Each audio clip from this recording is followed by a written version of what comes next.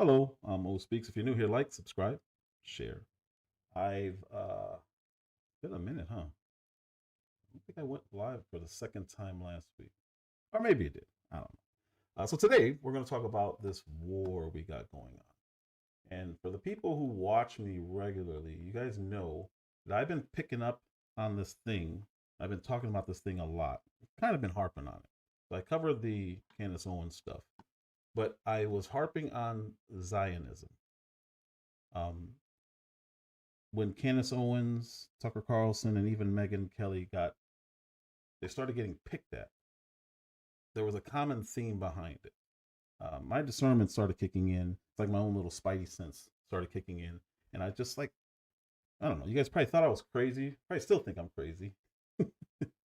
But I couldn't get past this thing because it seemed very, very intentional, very dangerous to me. And I'm just watching it and I'm like, what is going on? Because the attacks, I've never seen anything like it.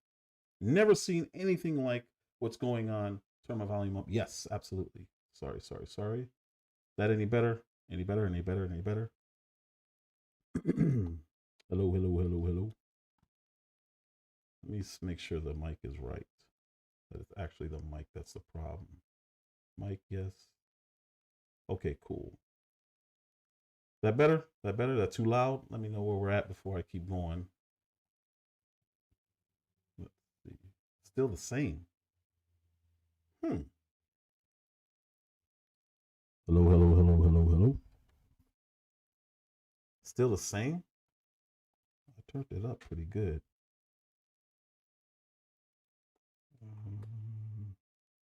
Check. Still low? I don't know why. I just adjusted it. Huh. I don't want to have it all the way up. Okay, a little bit better. Let's try here. How's that? Check. Any better? Usually have to turn it down. Oh, okay. Well, not today. All right, so it looks like it's better on my levels. They're going into the red. So hopefully this is better. So what I was talking about is the attacks on Candace Owens, the attacks on. Thank you, appreciate that, Stephen. Thank you, Henry. What's up, everybody? What I was talking about is my spidey senses kicking in when the attacks started happening against Candace Owens, and I identified it as a attempt by a group to shut down free speech.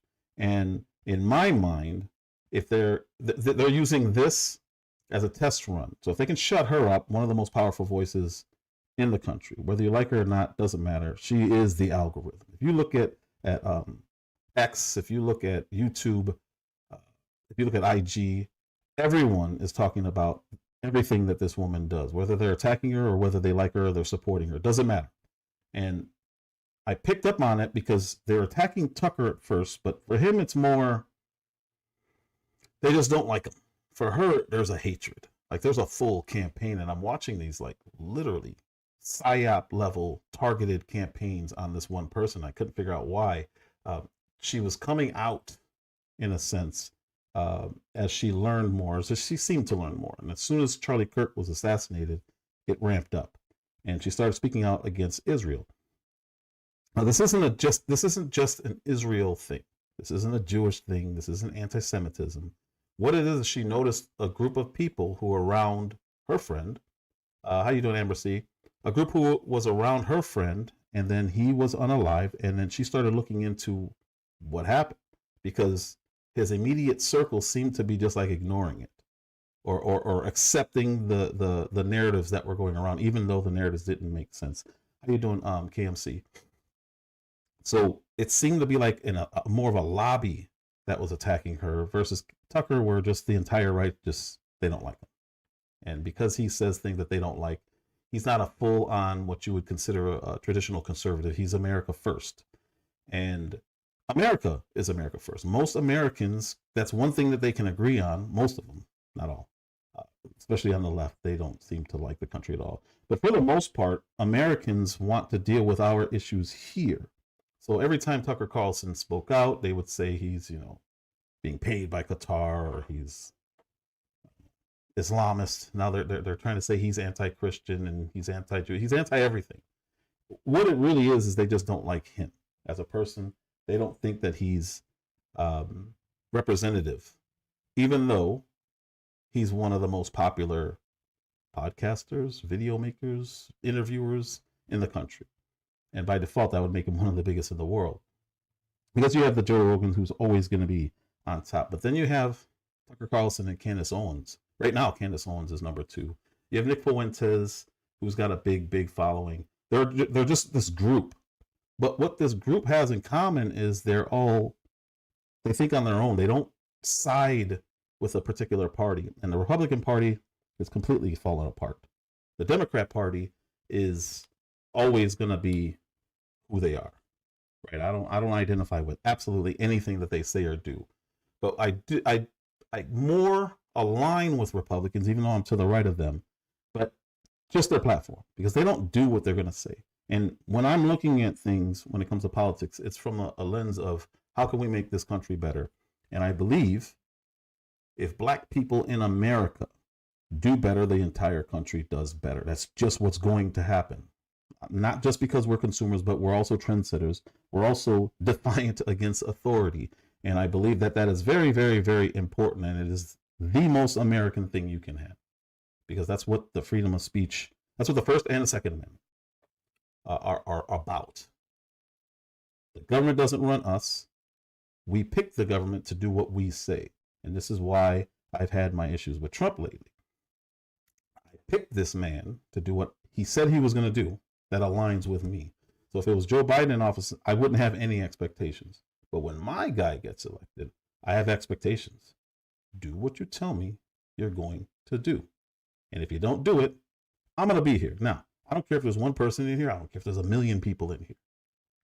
I don't change my ideology, I guess it would be. I don't change who I am based on how many people are watching. I still feel how I feel. I still know what I know. I still stand on what I stand on. I believe what I believe. And I just never seen attacks like what was happening to Candace Owens. But this Zionism thing, I've been viewing it, again, if you guys watch me, you know, I've been viewing it as very, very dangerous. Because it's not just Jewish people. They don't evangelize. But there seems to be this thing that's happening right now where they've aligned with Christians to promote Israel. And on the surface, that doesn't seem like much. And we're going to go over some videos today that are going to show what I'm talking about. But you have Christians, or people who say they're Christians, who disregard the New Testament for Old Testament prophecy. And I've had an issue with this. I've struggled with this. You guys have watched it in real time. Because I'm like, I don't understand what this is. What are they doing? So I was compelled. I felt compelled to speak on this. And I've been talking about this, and even Candace was calling it out. But increasingly, I watch because you're more. Thank you. I appreciate that. I appreciate that. I really appreciate that. Oh, I should probably put that up. Steven said, I watch because you're more on the fair side of things, and listen to you is easy to understand. I really, really appreciate that. That's my goal. So I really appreciate that. So whether you agree with my stance or not, I still think most people are America first, and we seem to be getting away with that. And whether you support Israel or not, that should still not be our first priority. And the end goal to the attacks on Candace Owens is to get her to shut up, because she's speaking on these things from a mass scale. But there aren't many people who are, and I think they think if they can shut her down, everyone else will fall in line. Because again, she's got one of the most powerful voices on earth. When she says something, people move, people do things, whether again it's negative or positive. When I'm doing these live streams and I'm on X and I'm trolling people on X and I'm trying to figure out what are they doing, what is going on, I think she is the guinea pig. I really do think she's the guinea pig. And because she's so powerful, and it's not working. They're trying different methods to attack her. And Trump's failures have nothing to do with his ideology. I don't know how he's being convinced to do the things that he's doing, and maybe it'll come to me at some point, because right now he's done a phenomenal job on the border. It's what he was voted to do, but he ran on a couple things. What's going on, Lou? He ran on securing the border, no new wars, ending the wars we were in, and then he gets in office, does a great job on that, and then for some reason we steal the president of Venezuela, which I honestly thought was funny, because he's a bad guy, right? But if it didn't cost money or endanger us in any way, I wouldn't care, because that's not my country. I'm America first. I have an issue because we didn't put any in place, and the person in place still worked for him. So I don't know how much different it's going to be. I could be wrong. I don't know. I don't like the risk, the unnecessary risk. And then you have the Ukraine war still going. No different right now. We're still funding it. You said you were going to end this. What do we do? I just saw Zelensky on TV again begging for more money. This guy's, $200 billion. And we know Ukraine is corrupt. We know it's a money laundering swamp. And that's my money. And this isn't a white or black thing, but I think that money can be going into the black community, again, to rise us up, or our community up, not me specifically, but the black community up, which, again, enhances this country and makes this country better. We're not doing that. The other war was Israel and Gaza. Well, there's a ceasefire after they laid out and literally destroyed all of Gaza, displaced, I don't know how many Palestinians. I don't know the actual number, so I don't want to speak on that. But we didn't end that war. So these things are an issue for me. Yesterday, the UN was complaining, as of Saturday, I think it was Saturday, that Palestinians have been depending on human aid this whole time, right? Humanitarian aid this whole time. And this all has been since Israel flattened Gaza. So since the start of this Iran war, they cut off the humanitarian aid to the Palestinians. I guess that's because that's near their border or whatever. But Israel is fighting on 8 fronts right now. At some point, we have to look at this and say, okay, they're fighting 8 different people right now.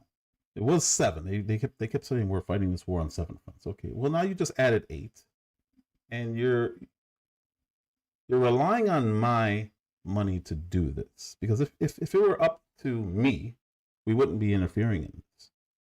And for whatever reason, Zionism seems to suggest that Israel has a right to exist, which I believe everyone has a right to exist. But if you can't do it independently, I don't know if that's a right. And that's what we're going to talk about today. The so-called Christian Zionists lost the popularity war, or the propaganda war, public opinion. And I don't know if there's anything bigger right now, because we are literally at war under this idea that this country, for whatever reason, whether you agree or disagree, has preferential treatment. I don't agree with that. I really don't. We have the people like Ben Shapiro, Mark Levin. There's a lot of people on the right who agree with this, and I don't necessarily disagree with them fighting to exist and fighting for their land. I disagree with the fact that we have to be involved in it, and that we have a moral obligation to do that, because I don't agree. I really don't agree. I believe that this country should be taking care of this country first. Our house needs to be in order before we start supporting another household. I don't know how else to look at this. And there seems to be, or I know there doesn't seem to be, there is a campaign where you have to condemn this woman.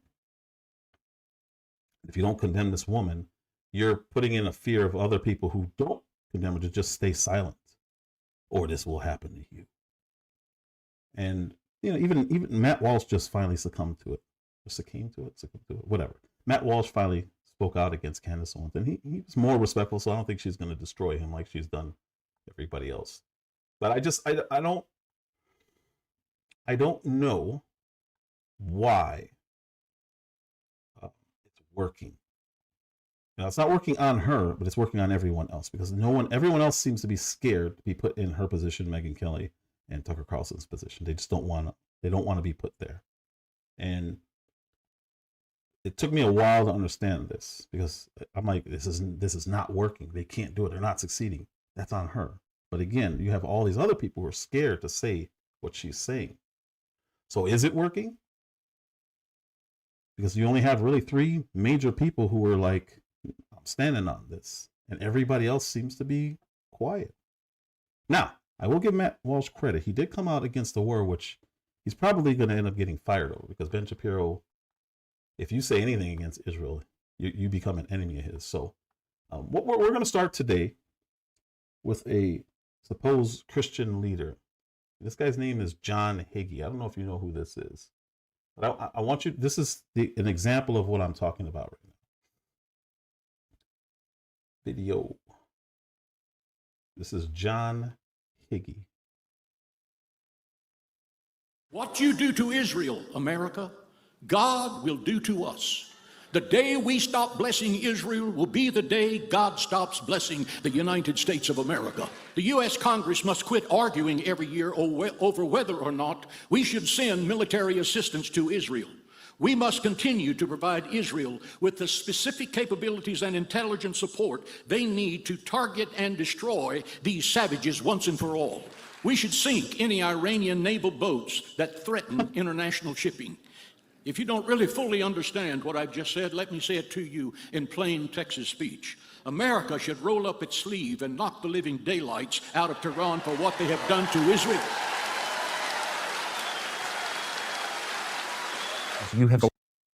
Now, there's nothing about what he was just saying that's Christian.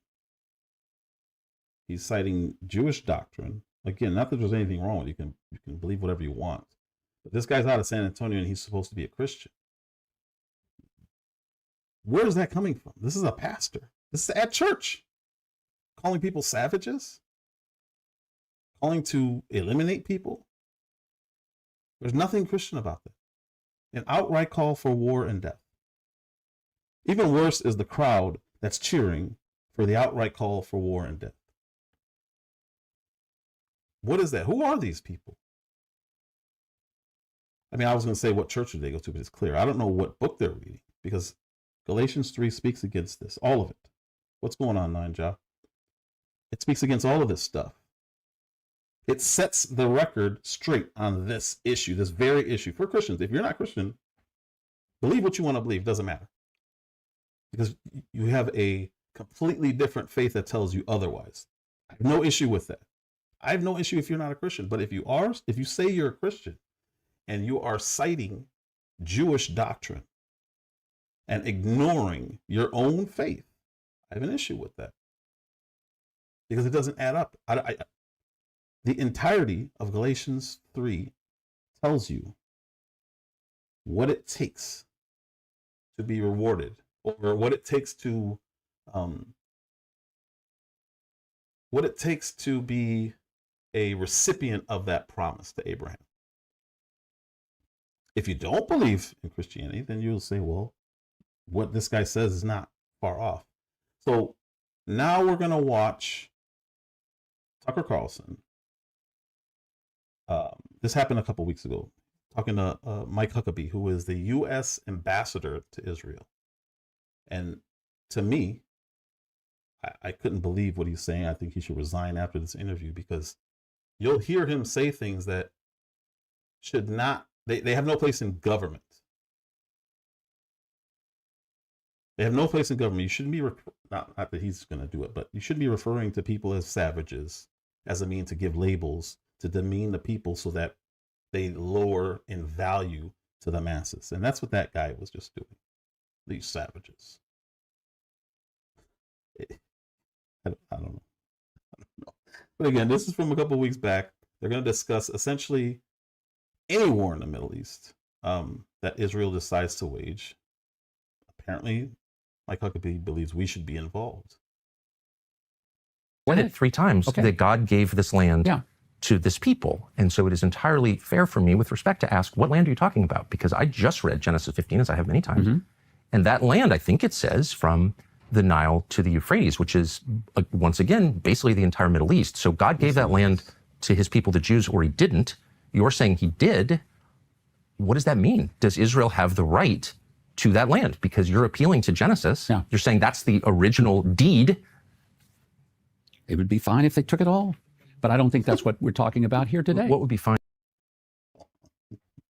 So he just asked him, hey, the land is bigger than just where Israel is right now. If you're saying that this is justified biblically, if you're saying that, then they technically should be able to take all of the land that's in the Middle East. And Mike Huckabee said, oh, they should take it all. He should be fired just for saying that. Because he's saying this is called zealotry. This is an extreme ideology. Even as a Christian, I'm like, whoa, what is this? Because we're not a theocracy. We don't operate. Now, there are things that we protect when it comes to religion, but we don't operate our foreign policy based on our faith. Have the right to that land because you're appealing to Genesis. You're saying that's the original deed. It would be fine if they took it all. But I don't think that's what we're talking about here today. What would be fine? Well, it's exactly what we're talking about today. But here's what I don't think you think it would be fine if the state of Israel took over all of Jordan? They don't want to take it over. A new Turkish threat is emerging. I want to be very clear. Turkey and Qatar have gained influence in Syria, are seeking influence elsewhere and everywhere throughout the region. And from here, I warn, Turkey is the new Iran. So this guy is a former prime minister of Israel. His name is Naftali Bennett. This is the guy who told Ben Shapiro that Mossad has not operated in this country since the 80s. Here he is talking about, okay, now that we're taking care of Iran, it's time to go after Turkey. It's like, what are we doing here? I thought they were the big threat. I thought this was the end goal. Benjamin Netanyahu, Bibi Netanyahu has been talking about this since the 90s. And how here's another former prime minister of Israel saying, oh, Turkey, you're next. So then it leads me back to Tucker's original question when he asked, so should they just take it all? We have a United States, he's not congressman. We have a United States ambassador to Israel saying, well, yeah, they have the right to it, but they're not saying that. So why are you talking about it? Well, here he is, former prime minister saying, yeah, I think it's time to get Turkey out of there. And they're using the exact same case that they used against Iran and every other country in the Middle East. They want us gone. So they're not even satisfied with the 8th front war. They want a 9th. They can see their horizon at this point because we started this war in Iran. They're like, we finally did this. This was the biggest hump that we needed to get past. So now we can take it all. This guy's like, he's outright saying that Turkey is next. He's ready to start a war already. But we're paying for it. You're paying for it. If you're American and you're watching this, you're paying for this. This is my sole purpose for being against the war. It's not because I care about Iranian people. It's not because I care about their regime. It's not because I thought that they were a nuclear threat, because they're not. They were not. Anyone who believes that, I want to remind you that we were told last year we obliterated their nuclear capabilities. We were told this last June or July. Did that happen? If it happened, like we were told it happened, then why are we doing what we're doing right now in Iran? Because we're using the same excuse that they're a nuclear threat. How? I thought you said we were successful last year. Matter of fact,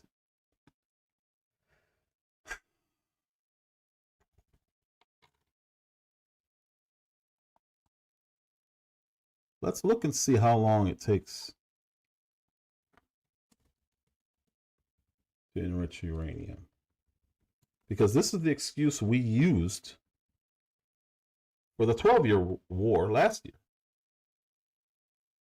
Share screen, shall we? How long will it take? I put in how long does it take Iran to enrich uranium. Let's make this big so everyone can see it. Iran can produce enough weapons-grade uranium, 90% enrichment, for a nuclear weapon in approximately 2 weeks as of mid-2025 using their existing stockpile. Now, this is their excuse. Estimates from early 2025 suggest they had enough stockpile and advanced centrifuge capacity to produce sufficient material for its first nuclear bomb in about a week. This was our justification for going in. And we were told they obliterated it. But now here it says, despite airstrikes in June of 2025, their capacity to resume enrichment remains. How? We were told that the point of it was to stop this. And now it's like the excuse just started right back over. So was it a successful operation, that Operation Hammer or whatever it was called? Do you guys remember what we did?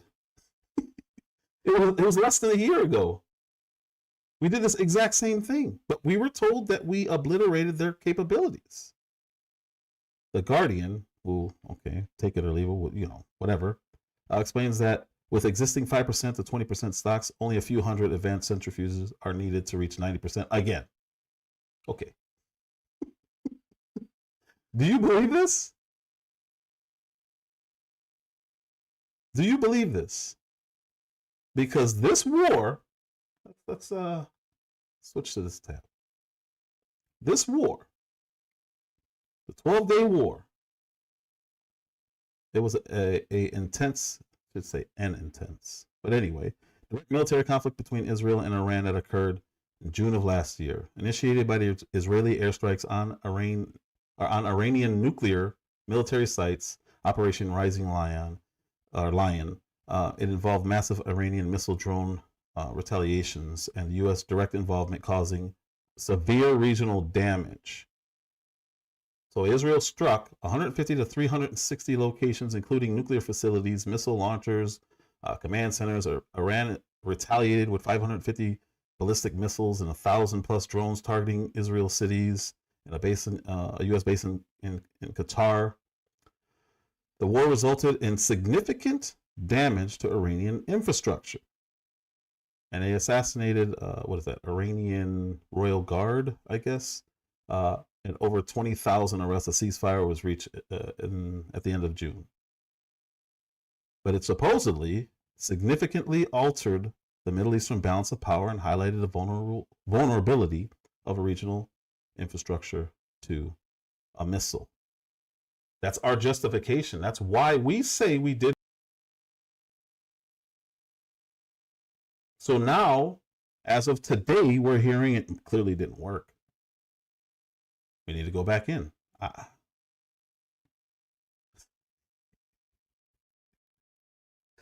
right, anyway. Erdogan is sophisticated, dangerous, and he seeks to encircle Israel. We can't close our eyes again. They're not asking to take. So now Erdogan, who is not a good person. So I also want to make this point clear. I'm not defending psychopaths in the Middle East at all.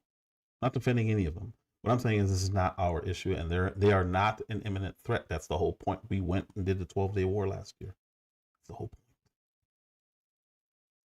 So that they weren't a threat. But apparently we're just going to say, well, yeah, they still are. So let's listen to him continue to explain why Israel has a right over everyone else and every other country, more than any other country. Take it over. But you're saying that the reason that Israel is legitimate, has this inherent right to exist, is because, in part because God gave it to his people. And I am going to the same Bible that you're referring to and noticing that that is a huge piece of land. So if God gave them that land, then they have a right to take it now by your definition, unless I'm missing something completely. I think you're missing something, because they're not asking to go back to take all of that, but they are asking to at least take the land. that they now occupy, they now live in, they now own legitimately, and it is a safe haven for them. Well, but may I ask though, as it's because you're explaining what Christian Zionism is and your theological beliefs. And you think you just said it would be fine with you if the state of Israel took all of Jordan, all of Syria, all of Lebanon. That's really not exactly what I'm trying to say. I'm asking, Tucker. is that what you said? I thought that's what you just said. It was somewhat of a hyperbolic statement in that, if that's what you feel like that we're talking about, but it isn't. We're talking about this land that Israel, the state of Israel, now lives in and wants to have peace in. They're not trying to take over Jordan. They're not trying to take over Syria. They're not trying to take over Iraq or anywhere else. But they do want Turkey. Protect their people. No, they're not trying to take over Lebanon. Nearly every Middle Eastern country aside from Israel condemned Huckabee's comments in a joint statement on Sunday, led by the UAE, backed by Saudi Arabia, Egypt, Jordan, Qatar, and others, denounced his comments as dangerous and inflammatory. And even Muslim-majority countries outside the region, like Turkey, Indonesia, and Pakistan, also signed on to the denunciation. So did he just have a moment where he let his guard down? Because he was trying to be so careful in that whole interview, Tucker. What happened there? It went on like this for 2.5 hours. He should be recalled. He doesn't represent the United States. This was a true humiliation to our country. This is our U.S. ambassador. I'm the son of an ambassador. I sort of know how this works. You're supposed to represent the president and the nation, and he's representing the country he's living in, which is a foreign nation. So it's a humiliation. It's also sad for him. It's not Christian theology. It's not even close to Christian theology. He's going to have to deal with that at some point. But as a... And you may not even be interested in this. I'm just going to share this.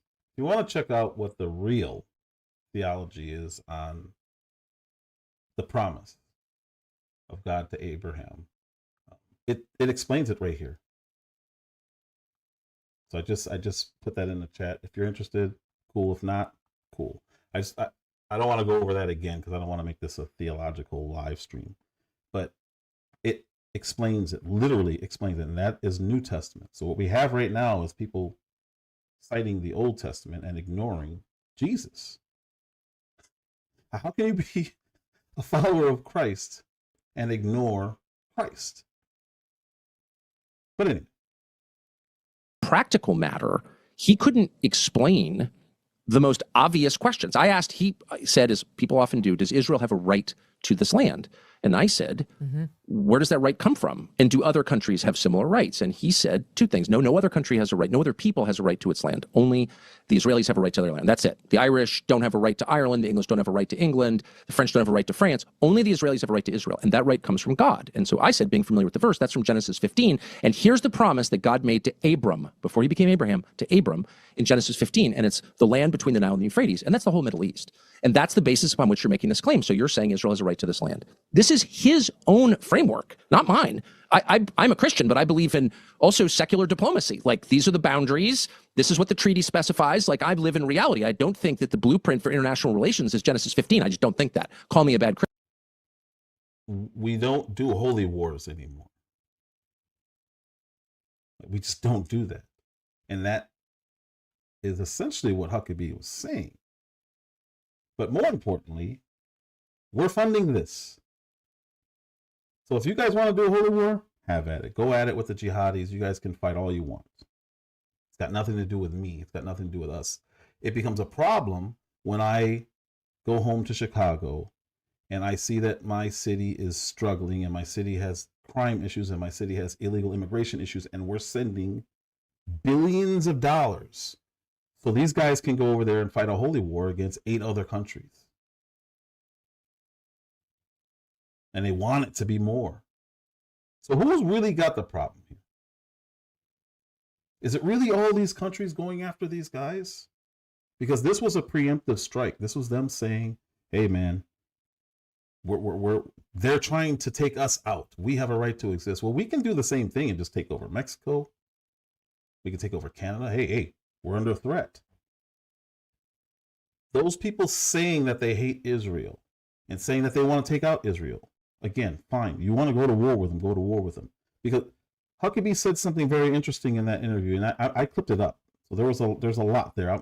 I go back to it in a little bit, but I put the links to all of these videos that I source in my description, so you guys can watch the whole interview. He said, when Tucker started asking about Ireland, if they have the same rights, he said, well, not the same biblical rights. So he made that distinction. This is a holy war. You want me to? So what about the Muslims in this country? What about the atheists in this country? What if you're Baha'i? What if you're not interested in war? What if you're Buddhist? All of these other religions have to pay for a religious war for Israel. This is a Jewish, they want this war. Their government, I'll say that. I don't want to say they, all of them don't want this war, because there's a lot of people dissenting in Israel. As a matter of fact, Netanyahu was in trouble before he started this war with Palestinians. He was about to get voted out. So he starts a war. So there is dissent in that country. What I do not like is all of the atheists. I'm representing all the atheists, all the Muslims, all the secular Jews. I'm representing all these people who, I'm a Christian. I'm representing Christians. I'm representing, who else? What other faiths out there? Hindus. All these other people you can't force them to pay for this war, for a holy war. We have this issue with abortion here in this country where we tell people, this is a big part, a really big part in Obamacare. State-funded abortions. Like, whoa, that's against my religion. I can't support that. Well, you have to. This is Obamacare. This is what we do. And it's like, no. Same thing with companies. When they offer benefits, Obamacare was forcing them to fund abortions. This is, okay, wait a minute. Hold on. I got freedom of religion here. I should be able to practice my faith. You can't force me to do something that goes against that. Well, this is even worse, because this isn't one abortion or two abortions. This is, by estimates, Palestinians casualties on their side alone was like 70,000. I don't know what that real number is. I don't know if it's 50,000. I don't know if it's 100,000. I really don't, because both sides are playing the propaganda war. What you can't do is tell a Buddhist, you have to fund this. That's a problem. Not in this country. You can't do that. But that's what taxpayer dollars are. So what are we doing here? What Huckabee said should have him resign. He should have resigned already. They're not going to make him resign, but he should, because he told the whole country. Well, he goes into a little bit more. Christian, I don't think that. But he does. And so since he does, I said, okay, do they have the right to all of this? And he said, now famously, they can take it. He's saying that not simply as some sort of, I guess, sort of Christian preacher, I guess. He's saying it as the U.S. ambassador to what everyone calls our closest ally. Boy, you can't talk that way if you're a diplomat representing my country and my president. So I think it's an outrage, leaving aside all the other stuff. So rather than explain it, he just goes on this rant that I should be banned from the White House, that I'm a Nazi, I'm an anti-Semite, which I'm not. Everyone knows me, knows I'm not. I've said it 1,000 times. I'm totally opposed to anti-Semitism. But he this denounces only started me when you got more personally. critical of Israel. They started calling you an anti-Semite over and over and over. And I do think it's a means of undermining your critique of Israeli policy. Of course, and their getting me control over killed. some I of our get it. politicians. They're trying to otherize you. Yeah, but I'm not going to, I'm too old to put up with this. And I would say, just to be blunt, people are very intimidated by that. They're intimidated because they don't want their reputation destroyed. They also don't want to be killed. People sense a physical threat from that kind of language, and they should. Those are fighting words. Those are words meant to inspire violence. Israel is an incredibly violent country. It brags about its violence. Many books have been written about its assassination campaigns, which have been ongoing since the end of the Second World War, when they assassinated, committed acts of terrorism against the British, when they blew up the King David Hotel, et cetera, et cetera. People know this is a very violent country, the most violent country on planet Earth. And when you criticize it, you can get physically hurt, or you can get deplatformed, debanked, lose your job. These are not hollow threats. And because those threats are real, they will pay random influencers all over the internet by the tweet to try to destroy your reputation and say that you're a neo-Nazi, anti-Semite at every turn. And what they're talking about now is what I've been talking about for over a month now, with the campaigns against people that they just disagree with, is they need you to shut up, because they're losing that propaganda war. So they literally pay influencers to call you demonic, and they target. Right now, they're targeting Christians so that they can prop up TPUSA and pretend that that's still a Christian organization. So they call you demonic, and they use Bible verses, and they use all this stuff to shut you up. They're not trying to convince you. They're trying to get you to stop. And people under the threat of that, stop. Right. Whether your name is Tucker Carlson or Megyn Kelly, for that matter. I mean, but I why? barely ever even talk about Israel, and I've experienced some of this backlash. It's ridiculous. Well, you came out and said, I love Israel. I'm a friend of Israel. I couldn't be more pro-Jewish. I don't have an anti-Semitic bone in my body. And I, by the way, really like Israel for the 5th time. And they still called you a Nazi. So why? Why? And I even talked to some of the people doing it. I was like, Megyn Kelly, really? If Megyn Kelly's an anti-Semite, I mean, I don't even know where we are here. And but now we're seeing why. And the reason was to prevent criticism of policy goals. Israel wants, they're saying it out loud, they want to use the U.S. military and the U.S. Treasury to sweep aside the last remaining obstacle to regional hegemony in the Middle East, which is Iran. And they don't want to be criticized or to be asked, like, what's the plan here? Because they don't have an answer. And so. And that's exactly what I was just saying. To start out this live, this is what I was saying. I was thinking it was just about free speech, which it is. Huge deal. But it was also because they knew that this was going to be their push. So they had to shut the biggest voices up that would convince people like, this is not a good idea. Shut them up. Or diminish them. Label them. Oh my God, she's so crazy. She's crazy. She's anti-Semitic. She's demonic. Anybody who watches her has no morals. You can't be a real Christian and support Candace Owens. She's attacking a grieving widow. All this stuff they've been saying about her was to get her to shut up. But once she didn't, it didn't matter because they got all the people around watching like, man, I don't know if I could do that. You got to be really strong to put up with that, especially at that level and the amount of threats that she's getting on a daily basis, all day, every day, hearing you're evil. You gotta be different. You gotta be built different. So they have taken offline preemptively critics by being so violent rhetorically and maybe physically that everyone's like, I don't want to get involved. I don't want to deal with this. The cost is too high. That's exactly it. That is exactly what they've done. And I've just decided at 56, I don't care. And I'm just going to do this because I believe that my motives are pure. I'm just an American.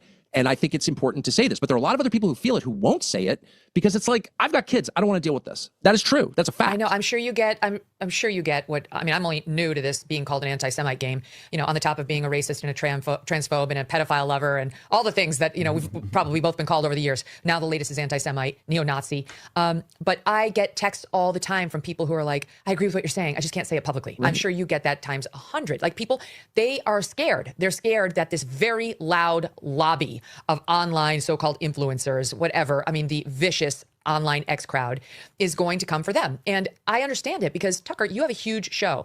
We have a big show too. It's going to be really hard to destroy you. And thankfully, I think it's going to be really hard to destroy us too.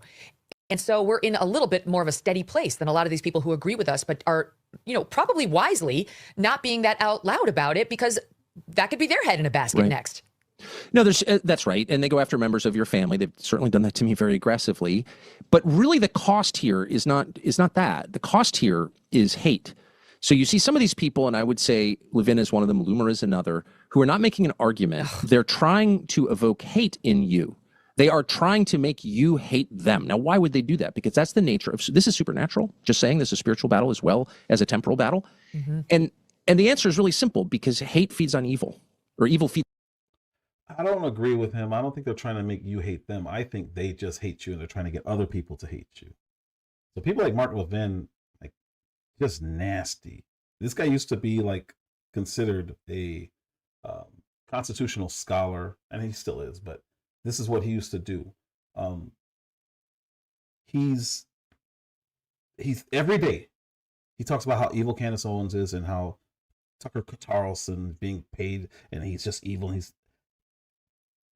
I don't think he wants you to hate him back.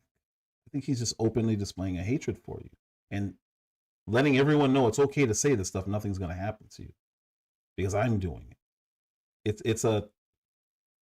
He's old too. So I don't, boomers, when they act like this, they're not usually reading the room very well and don't realize they're putting themselves out on the island. So when he's doing this, I think he thinks he is influencing, and he's not.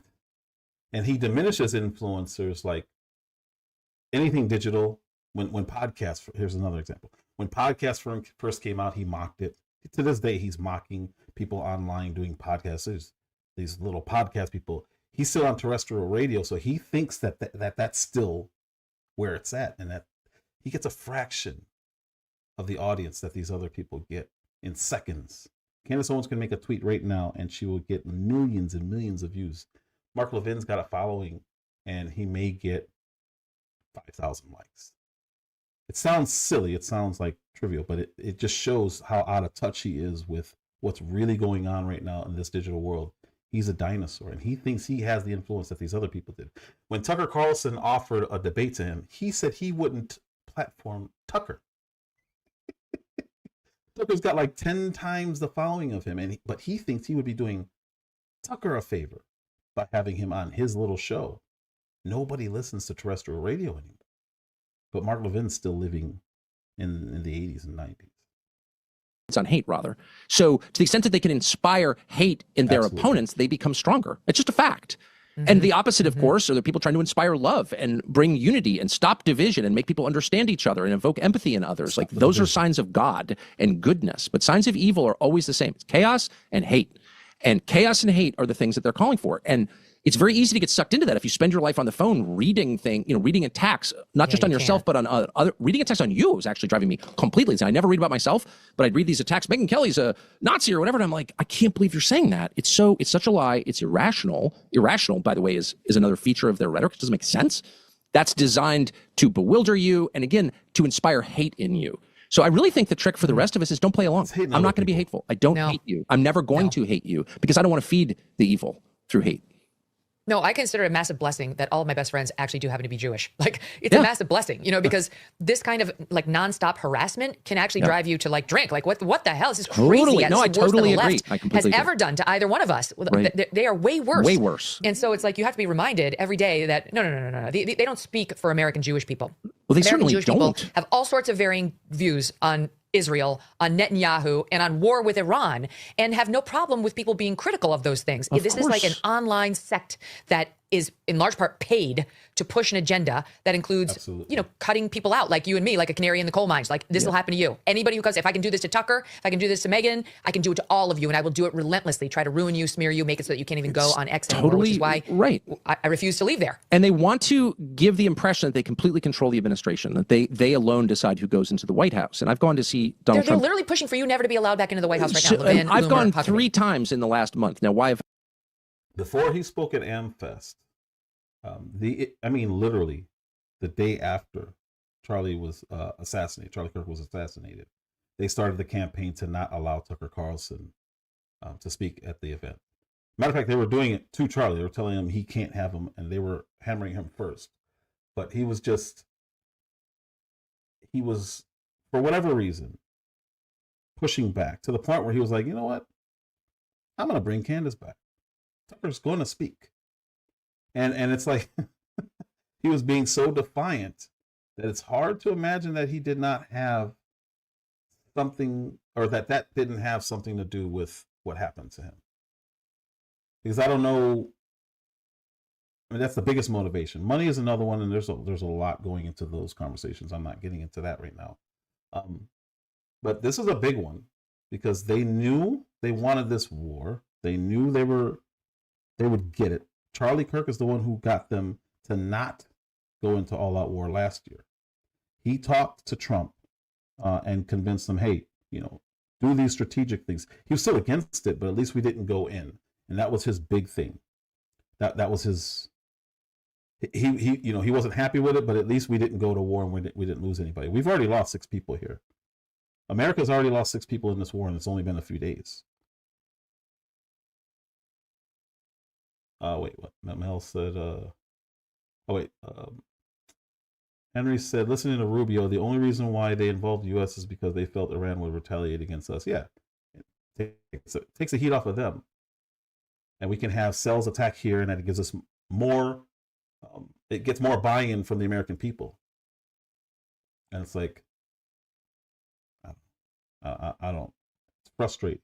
The problem is Trump is doing what most Jewish people want, believe or aspire. However, the same conservative Jewish advocates are more vocal against Owens than they are against Jewish Democrats. Of course they are. Because they see her as a traitor. They see Marjorie Taylor Greene, Thomas Massey, Tucker Carlson, all of them are traitors. If I was bigger, they would see me as a traitor for saying, wait a minute, we're supposed to be anti-war. We're supposed to be, we literally elected him for no new wars. So what? You're going to say, well, this isn't a new one. Technically, it's not good. Combine that with the Epstein stuff, and it's like, all right, what are we doing here? Because did you guys know that if a PDF file does something here and makes it to Israel, they won't extradite?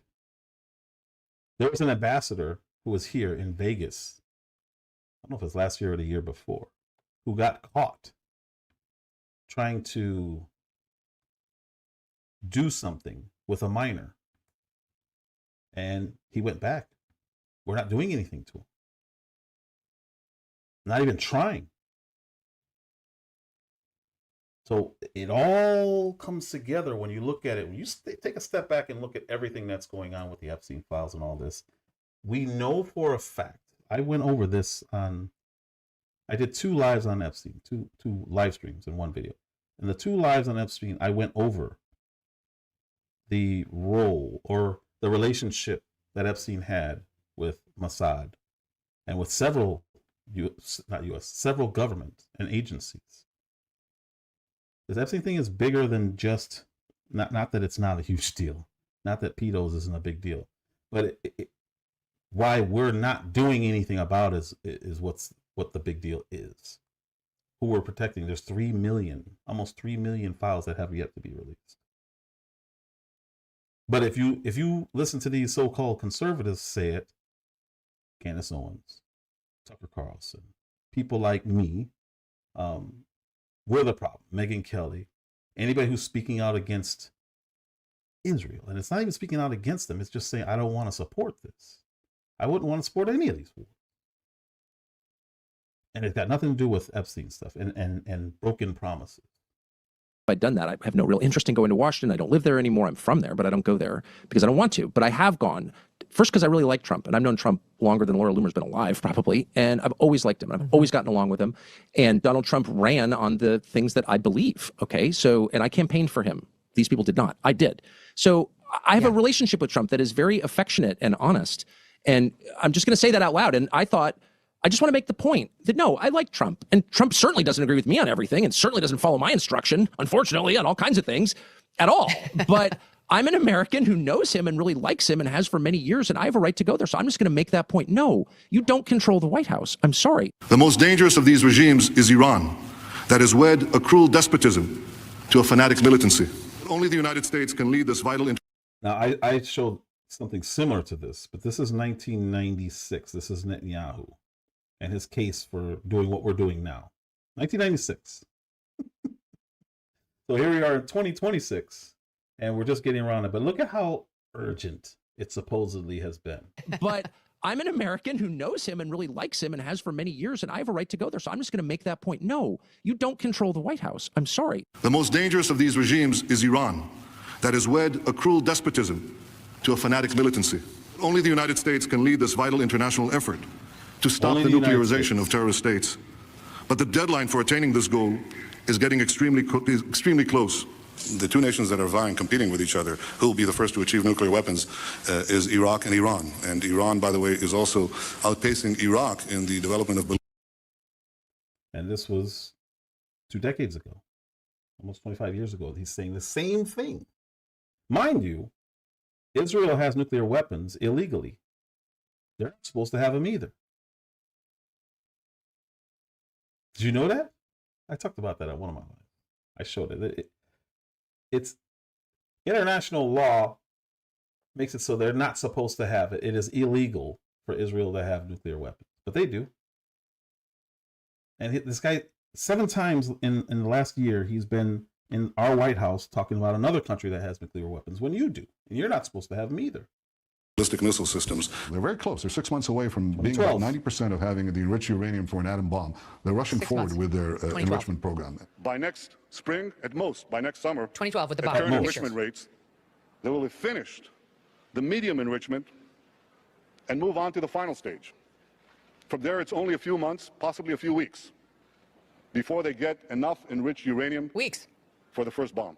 You don't want 2014. So this is a pattern that at some point we need to look at and say, we need to verify this. Let us validate and we'll get back to you. Because you can't say the same thing every year. We've been saying this since 1996, dude. That they're weeks away, months at most. Iran to have neither nuclear weapons or the capability to make nuclear weapons, to enrich uranium for a nuclear bomb in short order, in a few weeks or a few months. They could do that unless that's changed. With this massive capacity, Iran could make the fuel for an entire nuclear arsenal, and this in a matter of weeks, once it makes that decision. He's been saying the same thing for years, Tucker, trying to bait us into this. And now, you know, thanks to Pompeo and Levin and guys like that, they have a president who's at least considering it. I just feel like Trump, he hates war. Why would he do this? All right, you guys. Before we even get to this, for 30 years, this guy has been saying the exact same thing. He hasn't even bothered to change his language or his presentation. They're weeks away, months at most. And it's been 30 years. They still haven't done it, by the way. We attacked them last year to supposedly set them back 30 years. And then the very next year, here we are at war with them, using the exact same excuse. Are they bad people? Yeah, okay, fine. It's none of my business. If we went into every country that was bad, not saying they're not, but us labeling them bad is not a justification for taking money out of South Side of Chicago, Los Angeles, California, even Houston, Texas, where I am, New York City. Why are we taking resources from here where we have clear issues? I showed that homeless lady on my last live. People are living in the streets here. We're taking billions, actually, when it comes to the Middle East, trillions of dollars, and exporting that money somewhere else. Do you know how much good can be done in this country for the Black community, Hispanic communities, citizens of this country? Trillions of dollars? Instead, our government says, no, no, no, let's redirect the money over here because God made a promise to Abraham. Like, that's not something we do in this country. We are not a theocracy.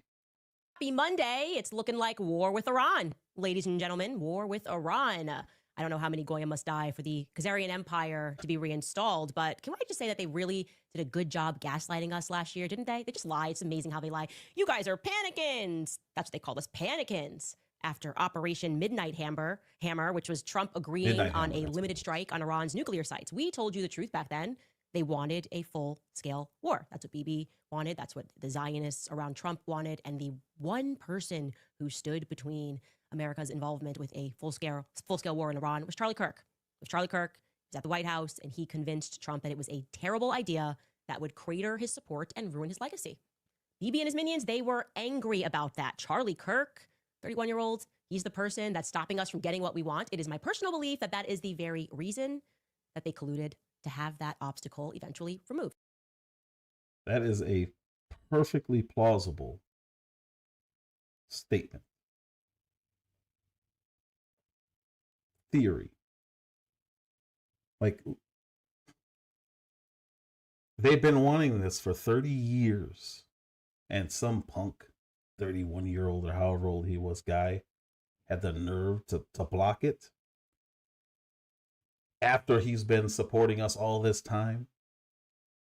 The amount of money that they get during these wars and weapon systems and technology. You guys notice what happened with gas as soon as this war started? I'm in Houston. I was paying $1.79. The average price was like $1.89, I think it was. $1.79 for gas. Now it's over $1 more than what it was within a week or two. Qatar, they didn't stop production. They just shut down exports. Just months later. That's what my timeline reveals to me, that it is very likely a plan was set in motion after Charlie beat Bibi's desires at the White House. Now, I believe on the basis of evidence that Charlie's murder was likely a very sophisticated military operation that was meant, and here's the funny part, this is how insane these people are, ironically, They wanted his murder to galvanize American support behind Israel. That was their plan. That's why Bibi immediately got on the air to remind you all how much he loved Israel, right? They wanted to all get out there and say that because they didn't want us to learn that Charlie had actually abandoned their cause entirely. So Charlie was removed, and in his place, we got a Shabbat Shalomin, not so grieving widow. This is the book my Charlie wanted you to read. He just finished it. He loves the Jews. He just finished speaking about how much he loves to Shabbat and to Shalom and to say daddy's home and to throw down his phone, Barry Weiss. It's just incredible when you think about it all coming together. President Donald Trump has said, I will not allow Iran to get a nuclear weapon because he has said when crazy people have weapons of unthinkable violence, you have to deal in reality.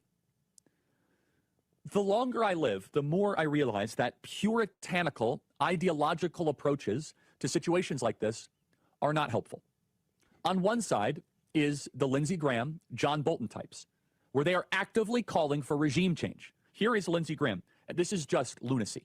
We want to go all in and take out the regime. It's time for us to close the chapter on the Iranian Ayatollah and his henchmen and start a new chapter in the Middle East. And that sounds good, doesn't it? But what have we learned when it comes to wars, and especially wars in the Middle East? What you draw up on a whiteboard rarely happens. What you think theoretically is going to occur, there might be unintended and unforeseen consequences, especially when you're talking about a country 2.5 times the size of Texas. It has 90 million people and was an ancient and great power with well over a dozen ethnic groups. Who's going to run the country exactly, Lindsey Graham? This sounds like Hillary Rodham Clinton in Libya. So I'm pointing to the first extreme right now, the neoconservative extreme, the we must go take off the head of the snake right now. And Donald Trump is doing a phenomenal job of resisting these calls for regime change. Yeah, the Ayatollah is awful, but maybe he's one of the few guys that can keep that country together and not have a 90 million person civil war. Lindsey Graham is so consistently out of his mind, it's hard to even comprehend. I honestly don't think the neoconservative extreme needs to be represented philosophically anymore. It's uninteresting to me. They've done a mess of Iraq, Afghanistan, Libya, the entire Middle East, Ukraine. We know what the neoconservatives believe. Oh, Charlie, if only you knew that they're trying to convince us that the legacy of Turning Point USA is actually neocons. Neocons will be opening for AmFest. People that want war, people who are cheering about regime change in Iran today are the very people that your wife is going to hand over the keys to. Trying to convince us that that wasn't your perspective, that you didn't have issues with these people philosophically and morally, right? Moral blackmail, what these people were doing to you in the end. By the way, have we heard anything from that new CEO and chairman of Turning Point USA? Any statement over the weekend underscoring what Charlie's beliefs were? She loved Charlie, which, like I said, explains why she must have invited all of his enemies to sort of hostilely take over what he built.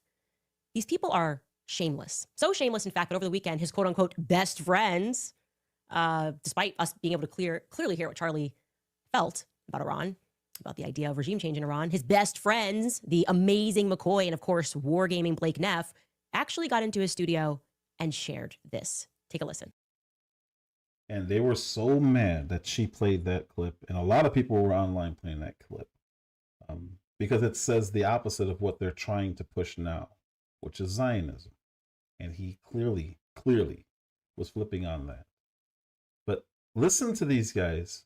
They still haven't changed the name of the show. It's still called the Charlie Kirk Show. And to me, this is it's beyond weird. But in my opinion, this is what they've wanted to do since he passed away. They want to say, well, this is what Charlie would have done. This is what Charlie would have liked. I knew him personally. This is what he was really about. No, he wasn't doing this. He wasn't involved in this. Then when Candace Owens puts out that, oh yeah, he was moving away from all of this stuff, they call her a liar, or they don't say anything. They want to control the ghost of Charlie Kirk. She said that before, and I was like, but this is what it looks like. Look at this. He also always did have trust with the president, and he would look for the bright side of things. And he was an American patriot, so he would pray for our success once that began. And I just want to say that to offer perspective on how I think he would have felt about this. And that's not to use Charlie as a shield. That is not to use literally to use Charlie as a shield. Everything just revolves around him because he's not with us anymore. But I know people, all of us are feeling the lack of Charlie in a moment like this because he was a natural leader of the movement. Well, I think that's also, like, as soon as all this broke out, you saw that social media immediately went to go find Charlie Eclipse because he still is, even in death, like the leading voice on a matter like this. Well, and sorry, go ahead. No, I was just going to say, and it makes me upset though, because for these people that didn't actually know Charlie, like you said, in private, he would be not happy with the situation, and he would express his thoughts. You'd oftentimes see him talk about it on the show, but then as soon as this would happen, he would have trust in the president. He would try to calm people down, and so it's really irritating for me to see so many people on social media have the opposite reaction, to use his voice to actually cause chaos, to actually cause fear of the situation, to actually cause hatred of President Trump in this whole order. How is saying something or playing Charlie Kirk clips causing chaos? So they don't want you to hear his words. So what they do, again, they're labeling people. These people are chaotic. They're crazy. Anarchy. They just hate Donald Trump. This has nothing to do with Donald Trump. Well, the authorization does. But people don't want war. He ran on this. So to sit here and say that the people who are actually against the war are causing chaos, really? That's how you see this? Deal, when actually that's not what he would want. It's not what he would want. It really is just amazing to watch it. It's just shameless, like I said. It's just shameless. They don't even care. They're going to get there. They've got the ghost of Charlie. Aha, we can direct the ghost of Charlie. Why are you sharing these old clips of him as if he would have stood against the president, even though he literally stood against the president and told him not to go to war with Iran? Trust me, if he would have been here, he would have been supportive of what the president is doing, which was explicitly against what Charlie shared in his own words. Shameless. So we're going back to this because there's some more interesting things that were said in this interview. Assume that the most widespread numbers, the largest numbers that have been reported out of Gaza by Hamas, let's assume they're true. That's what I'm saying. I'm not saying they are true, but assume they're true. Let's just take them at their word. Then you still have a lower number of civilians killed than in any urban warfare environment in modern history. Fact. Is that a fact? Yes. What are you comparing it to? To any urban warfare. Name one. Iraq. Where in Afghanistan? Iraq? Where in Iraq? Where in Afghanistan? There aren't many urban areas in Afghanistan. I don't think there was any fighting in urban areas in Afghanistan. Kabul? I don't know. Were there pitched battles in Kabul over long periods of time? I don't. 20 years. In Kabul? I don't. Throughout all of Afghanistan. But what were those rates? You're talking about what are the rates there? The number of people who were killed. Said it. Into the tens of thousands. I'm asking you to. I don't know the answer. I've never heard of any of this. You brought it up. You said the IDF has killed a lower proportion of civilians in urban warfare than in any urban conflict in modern history. I'd never heard that before. I don't know what are the controls for that. And you said, well, America, the U.S. military killed more civilians. Would you agree that the real tragedy was that Hamas continued to force this war? Hold on. You just once again said that the IDF is more humane than the United States military. You just said that. You said in Iraq and Afghanistan, the U.S. military killed more civilians than the IDF did in Gaza. You just told me that. I never heard that before. And my question is, how do you know that? What are those numbers? And I'm trying to explain to you that there were extraordinary efforts to keep the numbers to you. I think they were tens of thousands. I'll get them for you. Well, you brought it up. That's the only reason I'm pushing it. But I'm wearing a flag. I've worked for a country, and you pretended or alleged that somehow I'm not loyal to this and that I'm criticizing my own country. They did a better job than the U.S. military in Iraq and Afghanistan. And I said, what are the numbers? And you said, I don't know. So on what basis are you making the claim that the IDF in Gaza spared more civilians than the U.S. Army and Marine Corps did in Afghanistan and Iraq? Why are you saying that? Like, on what basis are you saying that? From the conversations that I've had with the people who fought there. And I don't have the exact numbers for you. But what I'm trying to help you to understand, and I don't think you're willing to go there, is that there was no desire to kill people indiscriminately in Gaza. I don't think there was any desire to kill people indiscriminately in Iraq, Afghanistan, or for that matter. Let me just say, I think I know a bunch of people who serve in the IDF, and I don't believe your average IDF soldier wants to kill innocents. I just want to be really clear about that. I don't think most soldiers want to do that. Yeah. I think a lot of them in our country, in Israel, wind up doing that because that's what war is about, and it really hurts them. And I know people who've done it personally, know them really well, and it like wrecks their lives. So, but I don't think your average soldier wants that in this country or any other. The leadership is a different question, and I want to refer you very specifically to a number of speeches the Prime Minister, your friend Benjamin Netanyahu, gave in the aftermath of October 7th, including one in November of that year, when he referred to Amalek. Now, Amalek is a biblical reference, of course you'll be very familiar with that. The Amalekites were a tribe described throughout the Bible, particularly in 1 Samuel, that obstructed the Jews as they fled Egypt. And God tells Samuel to give the instructions to Saul to kill the Amalekites. And he says, and I'm sure you remember this is in 1 Samuel 15, of course, I know you know it. He says, kill the men, kill the women, kill the children, kill the infants, kill the donkeys, kill the camels, kill everything. And Saul spares the king and he spares the animals. And for that, he is punished by God. That is genocide. God is calling for genocide of the Amalekites, of Amalek. And the prime minister of Israel, at least once, I believe on other occasions, described the Palestinians in Gaza as Amalek. That's calling for genocide. And you know that. I totally disagree. Tell me then what it means. There is no other context in bringing that group up. There's no other context. It's the only reason that it was part of the story. It's the only reason they were even put into the story was for that context. So if I don't know, I didn't hear Netanyahu say it, but if he said it, it's clearly a call for genocide. They fit the legal definition for genocide already. I forget which not a tribunal, which international court or whatever has declared that Bibi Netanyahu needs to at least be tried for war crimes. Several people in their cabinet openly call for expansionism, meaning they want to expand Israel and take other territories surrounding Israel because they believe, like what Tucker was saying earlier, that they have a right to own all of it.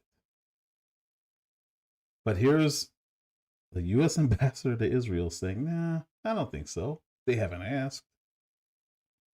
Because to say that Israel was attempting to commit genocide, first of all, that's simply not true. I'm saying, what is the prime minister talking about? Why would he refer to the Palestinians as Amalek? What is Amalek? You would have to ask him. I don't know. I know what Amalek is. I do understand 1 Samuel 16. I get all 15. that. 1 Samuel 15. But I do understand. And it's widely known. So if you say our enemy is Amalek and we are proceeding on the basis of God's commands to us, you are calling for genocide. Tell me how I'm missing something. Because if Israel wanted to commit genocide, they could have done it in 2.5 hours. We can debate what's happened in Gaza. I'm asking you why the leader of this country. Ask him. Well, what do you think? I don't know. Does that bother you at all? People, I don't know what he meant. I don't know if it was an illustrative metaphor. You work with him on a daily basis. You live in Israel now as the ambassador to this country. Go ask him. You ask him. What are you telling Tucker to ask him for? I think what he was saying was that we're not going to let anything keep us from getting our hostages back, their sons and their daughters, who are being brutalized, raped, tortured, starved, beaten. Come on, Mr. Messer. No, there are many examples of justice in the Bible. But there are Israel gets accused of genocide regularly. I'm not accusing Israel of anything. I'm saying that the prime minister of Israel described the Palestinians do you think he attempted to do genocide? I'm asking why, of all the references in the Bible, and there are many to justice, and there are many to reconciliation, that is a reference to genocide, as you know, killing every man, woman, child, and infant, I'm quoting, and their animals, wiping them from the earth. And when they don't do that, they're punished. When you say that at the outset of a war, and then you wind up with massive civilian casualties, maybe not as big as they were in Iraq, then I have to ask you, what is that? And is that kind of thinking consistent with Western values and with Christianity? Do we as Christians believe it's okay to kill people's children? No, we don't. And neither do the Israelis, because they didn't go after their children. If they'd have wanted to kill all their children, Tucker, they've got the military capacity. They could have done it in less than a day. I've heard you say. The problem with that is there's still a propaganda war because they still have to live with it on the backside of any of these wars. So no, they wouldn't just do it. What they would do, however, is what they did, and that's not allow the media from any country in there. And when they did let them in there, they escorted them. It's kind of like when Kim Jong-un brings somebody to their country and he takes them to these propped up looking places. They do the same thing with China. They'll allow somebody into their countries and they take them to the really nice places and they scare the hell out of people and say, you better wave and smile, you better act happy and be active. So when you go there, it's like, oh, it's not that bad here. That's what we're dealing with here. Well, no, they would have just done it. No, they wouldn't have. They don't have the ability to do what China and North Korea does. They don't have the control like that. So they couldn't just do it out in the open without having justifications, which is why they make up justifications as they go. As people die, they give reasons to that. Well, the guy put a child in front of him. Okay. Whether he did or didn't, I get it. But when you start pushing the 50 to 70,000 people dead range, you're like, is that really what's happening right now? That many. that. I know. I mean, I guess so they could have nuke done him. it. Okay, but why didn't they? Why didn't they? I think there are a lot of decent people in Israel who don't want that. But I'm talking. Do you think that the prime minister wanted to wipe out every single person in Gaza? Do you I'm really asking think that? you what you You think is the said. U.S. representative of our government. I don't to think this. that that's what he wanted to do. Did you because ask he him? could've- Why are you I referring? never had to ask him that. Why? Because I never saw any evidence that Israel tried to wipe out every single person. I just gave you examples that it's they not- tried to save civilian lives. But I'm not. and they But didn't. wait, I'm not. As I've said, and I mean this. I think most soldiers in most armies, including the Israel Defense Force, don't want to kill civilians. Caring about the U.S., you should care about the fact that the proxies of Iran have moved globally. 12 Central and South American countries have Hezbollah deeply embedded. Venezuela, one of the worst. They're in the Western Hemisphere already. Do we know how Where many? would you rank that on the like list of concerns for the average American? Hezbollah in South I doubt America? most Americans think about it. I think about it because I know what they do. I know that if it weren't for Iran, there wouldn't be Hamas, there wouldn't be the Houthis, there wouldn't be Hezbollah. We wouldn't have the problem on the border with Lebanon. We wouldn't have the problem with Yemen. We wouldn't have the problem on the border with Lebanon. I'm an American. I'm not having any problems on the border with Lebanon right now. I live in Maine. We don't have problems on the border with Lebanon. Like, what are you even talking about? No offense. There's 700,000 Americans who live in Israel, for one thing. Does that matter to you? Well, of course, every American okay, life well, good. matters to Every me. life you say matters the same, so that should matter. When But they start, my country, like, when I'm they just start saying, like, shelling civilians and civilians get killed and displaced, that should matter to all of us. But that happens in Chicago every weekend, every week, during the week. This happens. Like, what does that have to do with war? I mean, there's a genocide going on, like, in all kinds of different countries. There's a lot that's sad and broken about the world. We know that as Christians. Satan rules the world. Mm-hmm. But our job as, like, members of a nation state is to look after our community, our 100%. families, right? So I don't think any of the concerns that you've just raised, which I think are all real, I'm not disputing them at all, are even in, like, the top 100 for Americans. So think how that can Iran- the U.S. government be spending this much time and money worrying about things that are not on the list of Americans' concerns? Do we have self-government? Does it matter what Americans actually think, or doesn't it? Of course it does, but it also matters How much does it what matter? the threat is to Americans. Do you think there's a threat to Americans because of the proliferation of the proxies in Iran? Conceivably there is. I'm not pro-Iran. But beyond conceivably, do you think that they mean it We've when got they a say threat for from 47 drug years? cartels, like, in my town, and no one's doing anything about it at all. You And I'm don't think hearing the a lot president's about doing anything about that? No one's doing anything about it at all. Okay, that's a fact. We have a huge country. This is we a do. country the size of New Jersey with no resources. It's just a tiny little country. Mm-hmm. We're from a huge continental-sized country that's totally diverse, very, very hard to manage and police, and we have a lot of problems. And I just think if you ask Americans, what do they want to spend their time and money worrying about, fixing, improving? No one's going to mention the border with Lebanon that I know. Do you think? I doubt they will. But Then I why would are we like to doing think, this? Don't their I would like to opinions think that there matter? are people that the U.S. government has monitoring what the threats are to Americans long term. Sure, yeah, Do I you agree. think there's a threat? The question is, when people We tell thought you there was for a threat from 47 Saddam. years, well, but I don't know that Saddam ever said he was going to take down America. But You just the said- Iranian regime has said for 47 years they are. Well, you just All right, so taking him at what he just said and say he really does believe that what he just said. You ignored when Netanyahu literally brought up Palestinians in the context of a genocide. So when do these words matter? Because I remember Mahmoud Ahmadinejad used to say death to America on a weekly basis, but he had no ability to do anything. And that should be the actual barometer, not just saying, well, they don't like us, they called me a name. Most countries in the world don't like us, they call us names. That's why you're there, Mr. Ambassador, to assess these threats, to be a diplomat, to find out, hey, do you really hate us that much that you would do something? Oh, you guys sent this country over here, sent people to countries in South America. Okay. So shouldn't we be down there in South America since they're right here? What's going on, Phoenix Rising? Why are we going over there and funding your war? If they had the capacity of a long-range ballistic missile and nuclear capability, do you think they'd light that puppy up and send it to us? I don't know. But I know. Well, I know this from sitting here last year, 4 wars that I went through in less than a year. The Iranians rained down ballistic missiles. Can I ask you a question? Like, that's why we bombed them. So if Israel really hit 150 to 350 sites that launch these things, how is it that they're still able to launch so many at them right now? They fixed them that fast. That's what I'm gathering by this conversation. How can it be the same threat when you were in place, said that we obliterated their ballistic missile program and their nuclear program? So how can that be the justification now for doing the same thing? Only now we're going in. We've already lost 6 soldiers. It's really frustrating because when you look at Iran, it is like a valley and surrounded by mountains. You can't get into this country. So you can pretty much only do what we're doing, which is bomb them. You can't go in there with troops. It's like 300 when they funneled all those people into that one area. That's what it would be like. There's only so many places you can actually go into. Now, could they drop people in with helicopters? No, yes. But now we're looking at like mass casualties on both sides. For what? For what? Why? I would much rather take resources and put them in the south side of Chicago and end the problems here.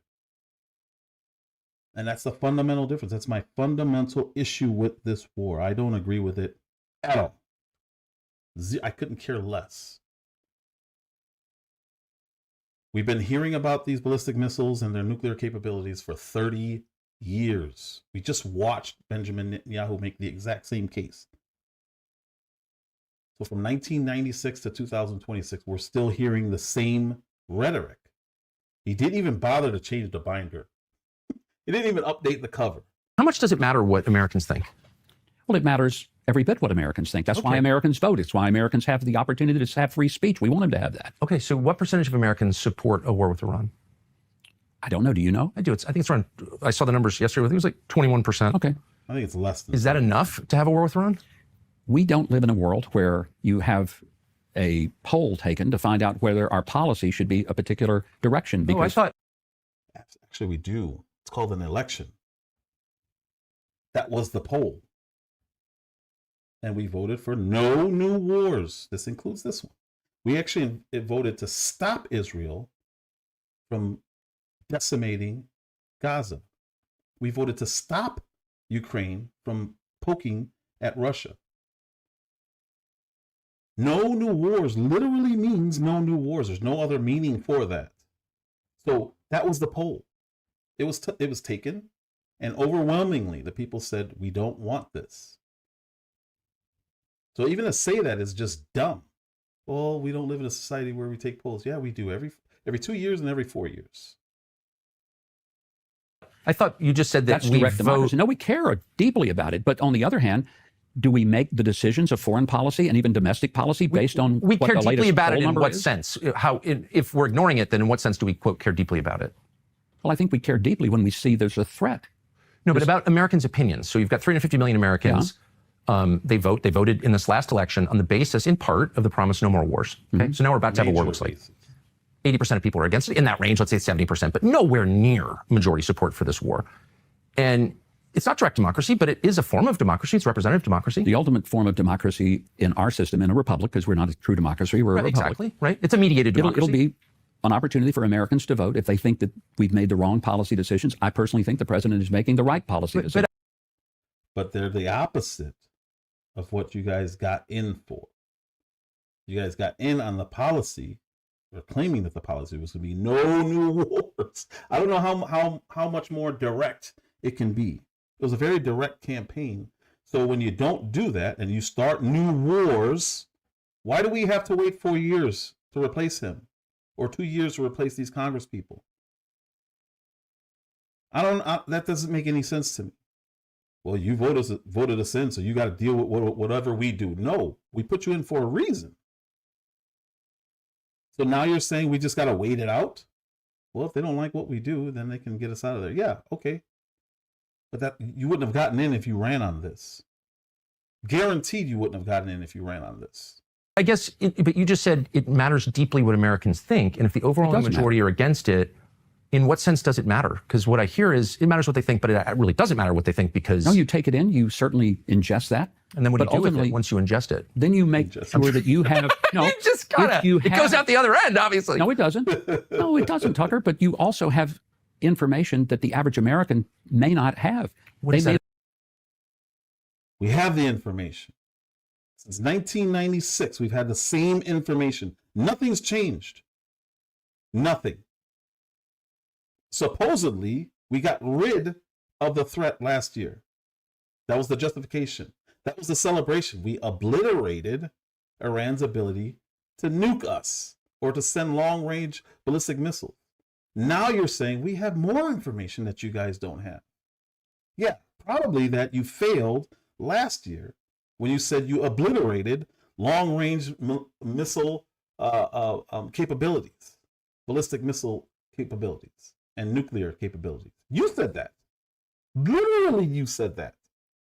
This is absolutely insane. Not know what the threat is. How many Americans know that Hezbollah is in 12 Western Hemisphere countries? How many Americans care? How many care? Well, I would hope they would all care. How many Americans know how many people from Iran, from terrorist cells, have come across Joe Biden's open border? How many Americans care about that? I definitely care about that. Okay, you care Why haven't they been rounded up? But they're trying. But you got all these blue state mayors and governors making it very difficult. I get it. But thank God President Trump is trying to get it done. There is not a blue state or city in this country that can stop the FBI from rounding up known terrorists. What he's saying is just to scare people and to say, okay, I guess we have to deal with this. No. This doesn't make any sense. We've been hearing about this for decades. Terrorists have gotten across the border. Okay, did we get them? No. Do you know who they are? Yes. So why are they still here? Why are they still here? Like, what are we doing here? We spend military time assassinating political figures, setting up fake so-called riots in the Capitol. Those resources should be getting used. That's the CIA. They should be getting used externally. They're not supposed to be operating in this country. They're supposed to stop what he's saying from happening. So send them down to South America and collect these supposed Hezbollah groups. They're terrorist organizations. We have a right to bomb them. You literally went and stole a president from Venezuela. You can't find all these cells that you're talking about in 8 different countries? Really? How do you know there's 8? Because if you know there's 8, you know where they are. Go get them. Instead, you got CIA operatives starting riots at our Capitol, assassinating Charlie Kirk, trying to assassinate President Trump. These people, you know, he literally said they're in 8 countries in South America. Go get them. Why are you telling Tucker Carlson this? This is your idea of a threat. So absurd, it makes no sense. If you know the countries, that means you have intel that says you know who they are. Why are you letting them stay down there?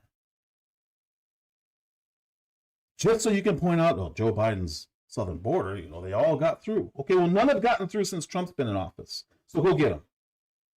Go get them. What are you doing grabbing presidents for? What are you doing going to war in Iran for when you have issues here in the Americas, in the South? Go get them. That's an imminent threat.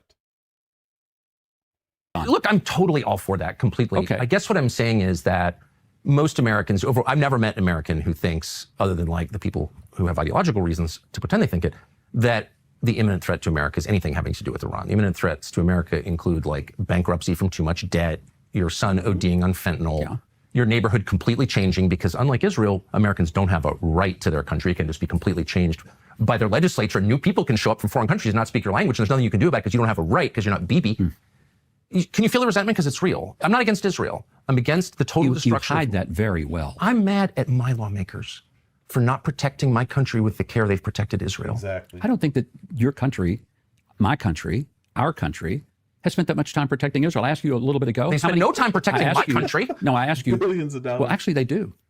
How? They are the tip of the spear. Every enemy they have is our enemy. Our country? Things that are targeted toward us often go through them. How do we have 60 million illegal aliens if they protected my country? Well, that we didn't protect our country because we had a president that opened up the borders and didn't give a rip. It's been going on since Reagan. Coming in. Since Reagan, 1986. Yeah, but that's 40 years. President Trump the credit for having closed the border. I love Trump gets full credit for closing the border. But when you keep saying stuff, trying to put it on Joe Biden, and I'm no fan of Joe Biden, but like Tucker said, it's been happening since the 80s. Several Republican presidents have been in office. None of them did anything about it. So don't use that as an excuse that we need to support Israel. Like, what are we doing here? This whole conversation is stupid. It makes no sense at all. None. And to be clear, I would have had no issue with the United States military going down and helping Mexico clear that whole cartel situation up when they were bombing everything and doing all that. I think Mexico did not want us involved. They took the intel, but they wanted to show their people that they can be better, and that's how it's supposed to be. That's what Israel's supposed to be doing, but they're not. They're relying on the big brother to come and back them up after they start 8 wars. And maybe they didn't start all. Maybe they only started 2. They started 2 wars, and they're in 8 wars. And the big brother, who happens to be me and Lou and Phoenix Rising and Mel and Steve, it happens to be us. I don't want to keep going over there and fighting these wars. I just don't. If they can defend it, they can have it. That's how I look at it. That's what he said actually in this interview. They can have the land if they can defend it. Well, Ukraine can't defend their land. Guess what happens when that happens? through the history of time, guess what happens when you can't defend your land? It gets taken. Sorry, Native Americans. Everyone. It happens everywhere. Throughout the world, it has always happened through the entire history of civilization. If you can't defend your home, it gets taken. Literally, all the way down to the macro or micro level of a house. If you let somebody in your basement and they don't leave within 2 weeks, guess what happens? They have a right to be there. Is it a human right? No. They have a right to be there. It's up to you. Guess what, Israel? It's up to you. You want all these wars? You want to cleanse the area? For you? Do it. Why do I have to pay for it? There's no excuse why I should be able to go downtown Houston and see homeless people in the streets. But we've spent trillions of dollars in the Middle East. And here we are acting like it's not a big deal. If we lost 1 soldier, in my opinion, it's too much. It's not realistic. I get it. But that's to make the point that we should not. But we've lost 6 already. 6 who've done nothing but support Israel. That's why they died. The fact, I campaigned for Trump because he said he'd close the border. He did. Amen. Thank you, Trump. But we had Reagan. Then we had Bush. Then we had Clinton. Then we had Bush again. Ugh. Then we had that guy, Obama. And then, you know the presidents. Yeah. And they all presided over my country's total transformation from a nice, clean, affluent, orderly society into like pretty kind of third world, actually. That's not protecting us. That's behaving with total contempt for my country. You said a moment ago that we do more, or you inferred that we do more for Israel than we do for ourselves. Do you believe that? No, I didn't say we do more for Israel. It's like, but where's the care? Where's the concern? I don't like gotcha questions. I really don't like gotcha questions.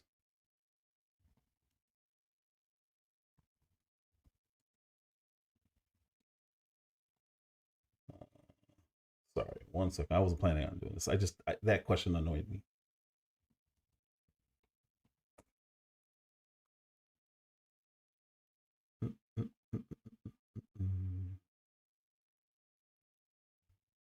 How much money do we send Israel?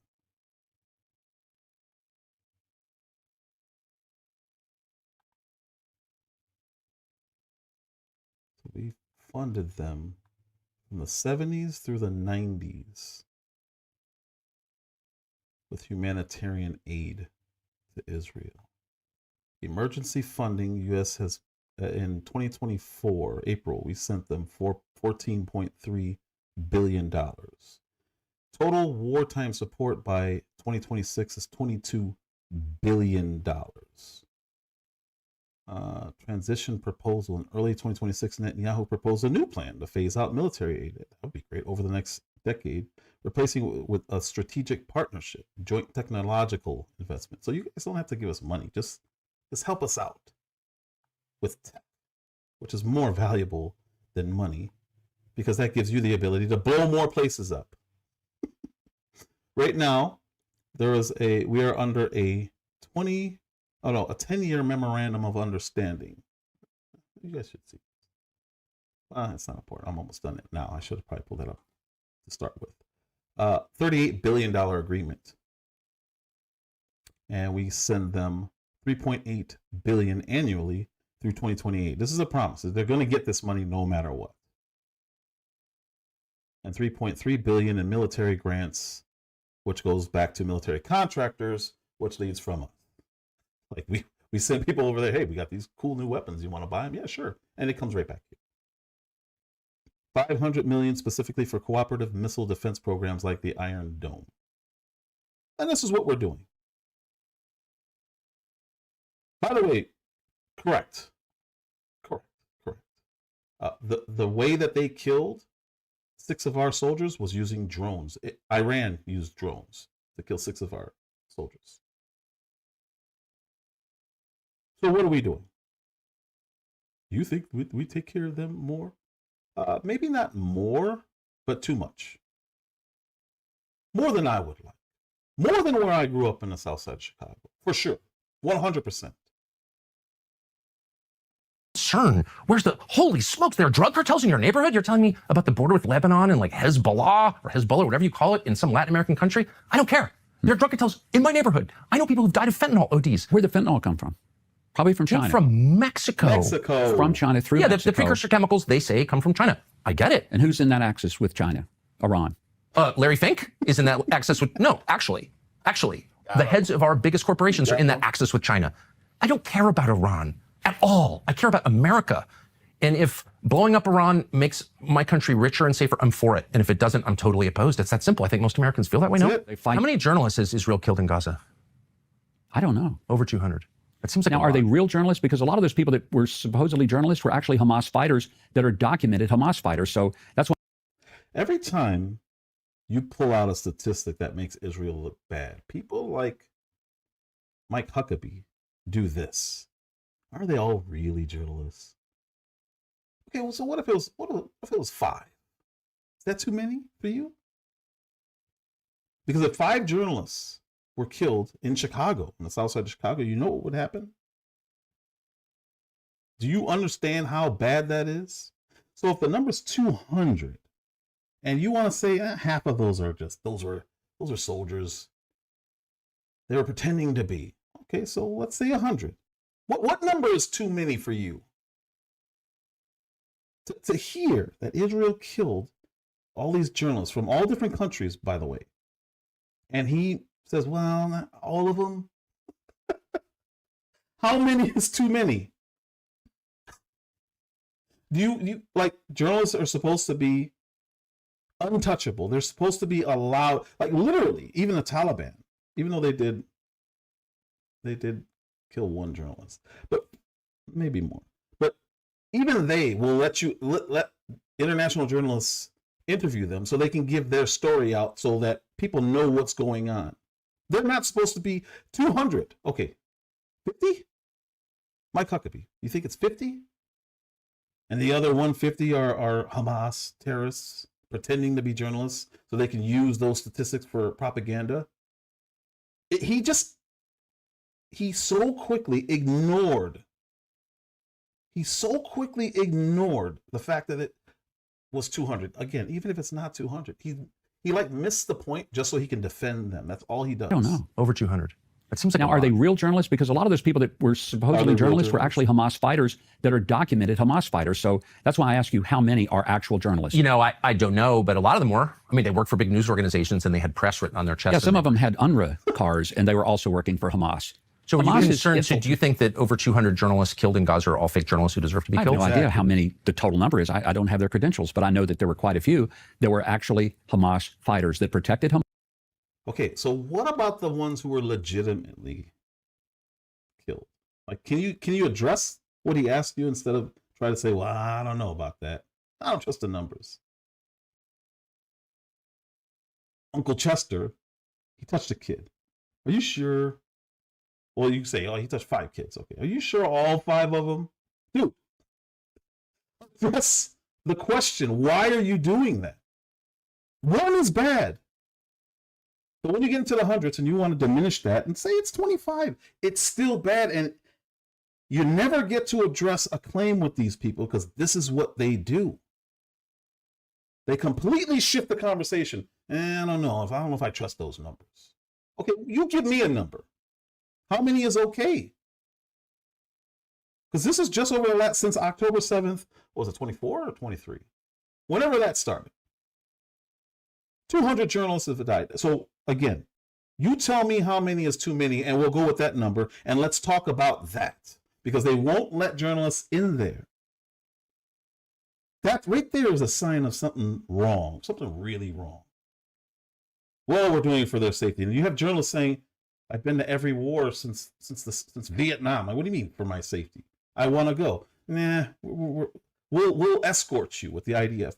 I don't want to go with them. I don't want to see what you want me to see. I want to go see what's really happening. I want to talk to everybody. Yeah, we can't do that. Sorry, for your safety. There's never been a war that this happens in. I've never seen this before. Moss, ask the hostages. The hostages came back and they started telling about the number of people that were doctors in hospitals that held them hostage in their homes, or the number of people who were pretending to be journalists who were actually holding them hostage. As someone I'm just telling you that there's a lot more to what. As someone whose tax dollars helped pay for killing all those civilians in Gaza, I feel like I have a right to know how many were killed, and Israel won't let outside observers in to figure it out. And I'm frustrated. I just want to say that. I am glad, Pierce, that we. Matter of fact, as a justification for going into Iran, I don't remember what year it was. I don't remember what year it was. Actually, no, it was Iraq. Was it Iraq? Saddam Hussein? Who was the chemical weapons guy? Melville, who was the chemical weapons guy? I think that was the justification for going in after Saddam Hussein. He was using weapons of mass destruction on his own people. As a justification, Saddam, okay. As a justification for going in and taking him out and destabilizing the entire region, we said the biggest problem is he would not allow inspectors to go in and see what he was doing. He wouldn't allow people in there. So now here we have Israel doing the exact same thing. And the justification is, they're all terrorists anyway. It's like, what? I remember all of this. That was the justification. That's when Bibi started all of this stuff that he's doing now. All right, so now we got Iraq. Let's move on to Iran. So now that they got Iran, I played for you earlier. Now they're saying, it's time to go get Turkey. They want the whole territory. They want exactly what Mike Huckabee said. They have a right to it. It is theirs. We started the segment with Mike Pence because he is an American elected official who voted for the Iraq War in 2002, 2003, continued to defend it for many years. And unlike many American politicians who did that, who ended up saying they regretted it or it was a mistake, Mike Pence to this very day believes that going into Iraq was the right thing to do. And everything that he said in justification and defense of this new war was exactly the things that he and all the other American leaders who wanted this war in 2002 and 2003 were saying then. But it's not just the Iraq War. It's also exactly what happened in Libya. President Obama said, don't worry, this isn't a regime change war. It's just to protect the people of Benghazi, and that it ended up being a regime change war that destroyed Libya. It's what we did in Afghanistan, where we were told, we're just going in to get Osama bin Laden. And then 20 years later, our troops leave, trillions of dollars spent, huge numbers of dead, and the Taliban march right back into power. And you can even go back to Vietnam, where we were lied into that war, lied through that war by many of the same people who telling us now that we have to do this. It is astounding to me that somebody like Mike Pence or so many other people who lied to the public continuously, led our country into disastrous wars, one after the next, are now just speaking as though none of it ever happened. It would be like as if a journalist, I published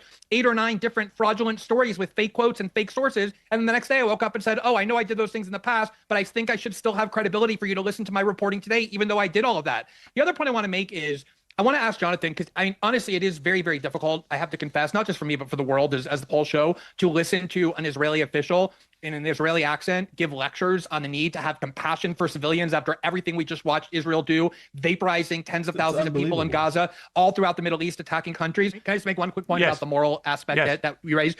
You said none of us should be mourning a vicious dictator. And the one thing, the 2 quick things I will say about that is, we were told that about Saddam Hussein. We were told that about Muammar Gaddafi. Certainly in Libya, we were told, Muammar Gaddafi said that's certainly a good thing. What came after in Libya was some of the worst, most nightmarish dystopia that the world has seen in the past 50 years, certainly far worse than what it had under Gaddafi. And I think a lot of this depends on what succeeds in Iran. Is it going to be this incredibly destroyed state, balkanized with anarchy, where ISIS and Al-Qaeda can fill the power vacuum as they did with the invasion of Iraq? Is it going to be an even worse tyrant like the Shah of Iran was, or some other worse militias and factions? And then the other point is, it's a little bit hard to hear the United States and Great Britain and other countries say, oh, we're doing this for the moral reason that we want to cleanse Iran of tyranny, when our closest allies and partners in that region that we prop up and give military technology and spying technology are at least as savage and brutal dictatorships as Iran is. Saudi Arabia, Egypt, the Emiratis, going throughout the rest of the world to Uganda, Rwanda. We love dictatorships. We prop up tyrannies all the time. I think it's very hard to make a moral case, especially as you're bombing civilian places all throughout Iran, that we somehow are doing this because we want to bring freedom and democracy to the Iraqi people, the Iranian people. The last time we did change the government in Iran, we imposed a horrific dictator on them for 20, 30 years called the Shah of Iran. And now we want to do it with his son. So these moral questions are much more complex than, is the Ayatollah a good or a bad guy? Good morning.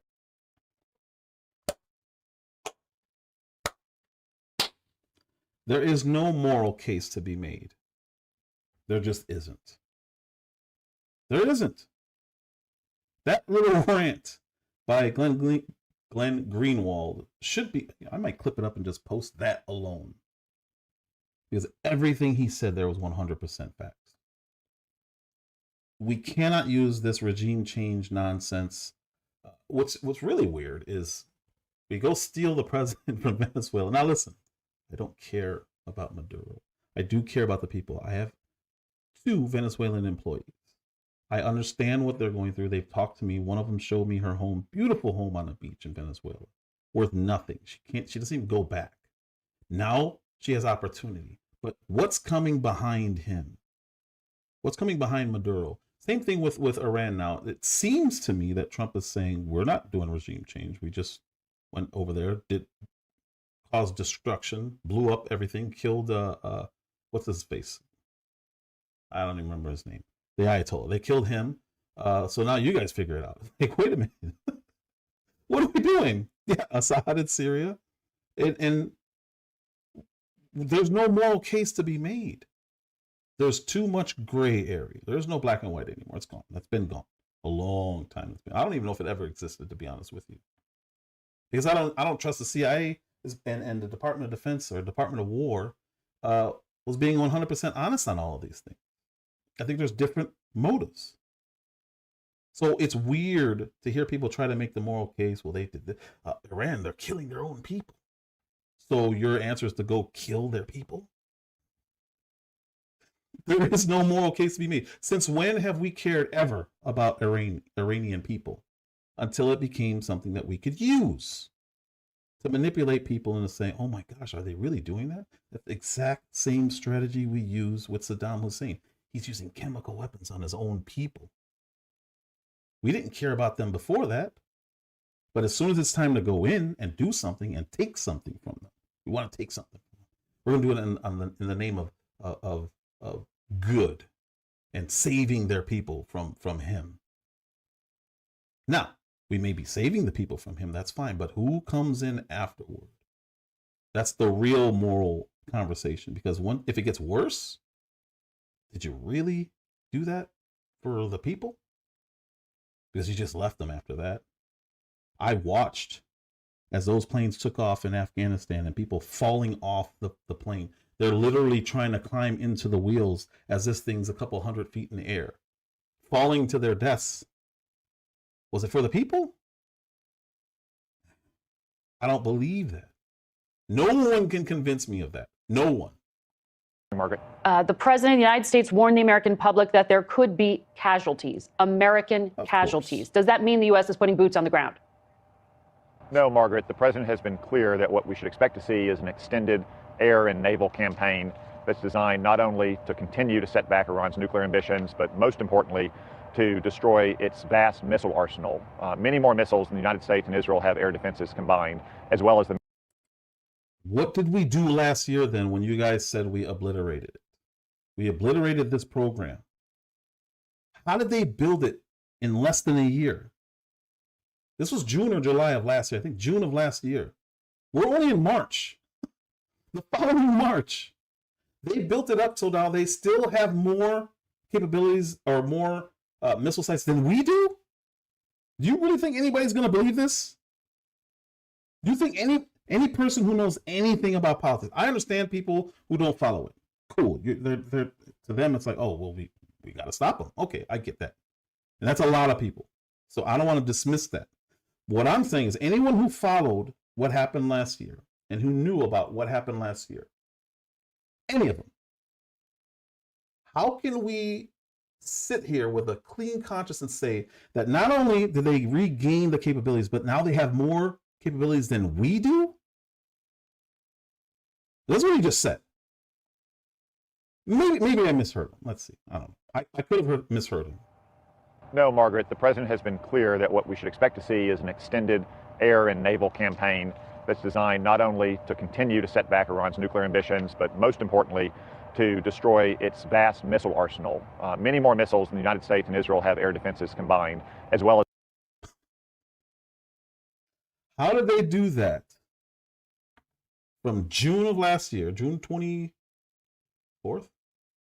The end of June last year, to March, to early March of this year. Because by that standard, since 1996, they should have been a nuclear power. They should be ruling the Middle East right now. I don't believe it. It doesn't add up. What, mother of all bombs? We were dropping Moabs on them. Does anybody, do you guys remember this? It's not that long ago. Those bunker busts, yeah, they're no match for us. And if they try to get them again, we're going to do the same thing. But now here we are going in and we lost 6 people. And we lost 3 in friendly fire. They shot down 3 planes. 3 F-16s, I think they're F-16s. 3 of our planes were shot down in Kuwait. Friendly fire, supposedly. I'll take them at their word. Has that ever happened before? I've never heard of that happening before. Is it more likely Iran did something more than we thought they could do? To me, just thinking about the history, knowing that we have never lost 3 planes in a friendly fire incident, and then finding out that of all places, Kuwait shot down 3 of our planes on accident? Okay. The missile launchers and its missile manufacturing capability. Now, obviously, one risk of that kind of campaign is that an aircraft could be shot down and the president would never leave a pilot behind. So no doubt we have combat search and rescue assets in the region that are prepared to go in and extract any downed pilot. But barring that kind of unusual circumstance, Margaret, the president has no plan for any kind of large-scale ground force inside of Iran. Did you hear the example?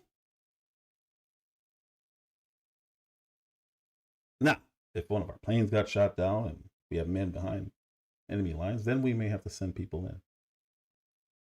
Now, to be fair, the 3, or I think it was 6 people in the 3 planes that were shot down, they all survived. All of them. So we didn't have people behind enemy lines, according to that scenario that he gave. But I think it's really odd that that's the one scenario he gave. And then the same day, 3 of our planes were shot down in Kuwait. There's no way. We put everything in Kuwait. That's our weapon systems. We did that. So they were able to shoot down our planes on accident. Not trying, on accident. Does anybody believe this stuff? Defense Secretary Pete Hegseth in a news conference this morning laid out the mission of what the Pentagon is calling Operation Epic Fury. Destroy Iranian offensive missiles, destroy Iranian missile production, destroy their navy and other security infrastructure, and they will never have nuclear weapons. Secretary Hegseth would not give a timeline for how long the operation will last and said while there are no U.S. boots on the ground in Iran now, he declined to rule it out. President Trump ensures that our enemies understand we'll go as far as we need to go to advance American interests. But we're not dumb about it. You don't have to roll 200,000 people in there and stay for 20 years. The defense secretary said the purpose of the strikes was not regime change, but noted the regime did change with the death of Iran's supreme leader. The Trump administration has called on Iranians to now take back their country. Turns out the regime who chanted death to America and death to Israel was gifted death from America and death from Israel.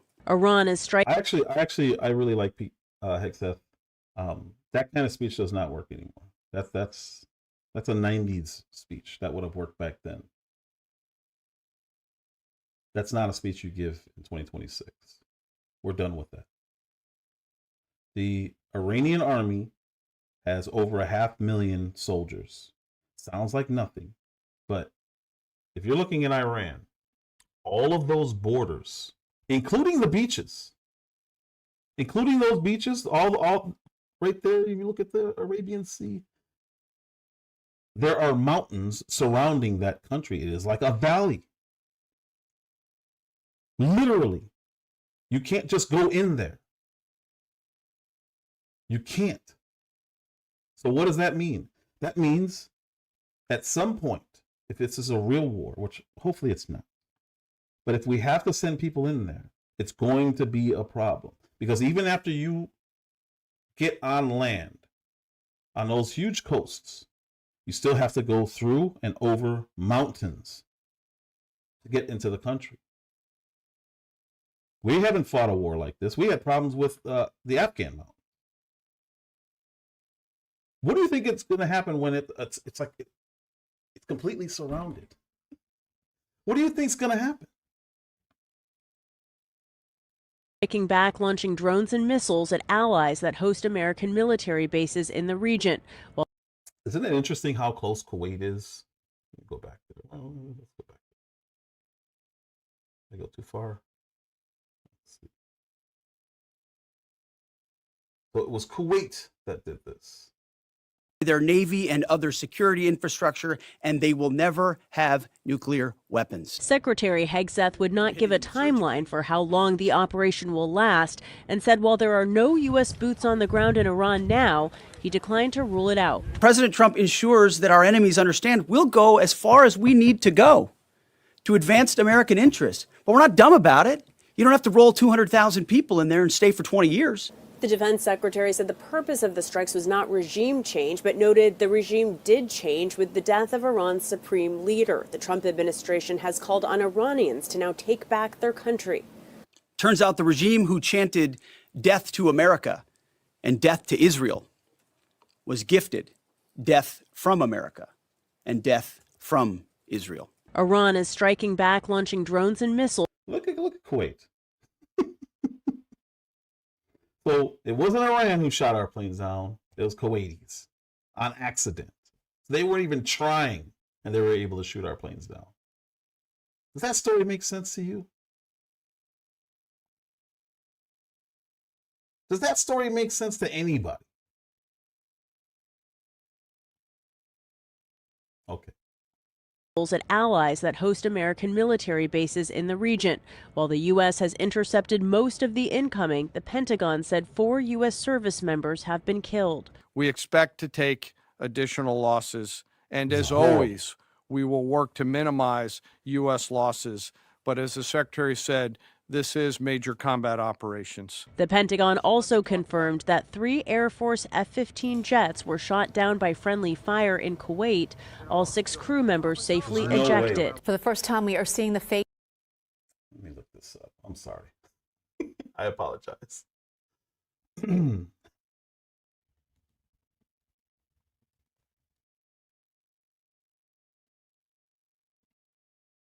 F-15.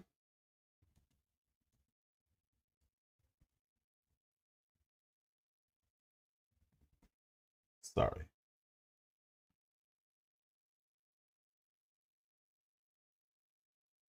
So a Kuwaiti FA-18 Hornet mistakenly engaged U.S. jets and shot them down.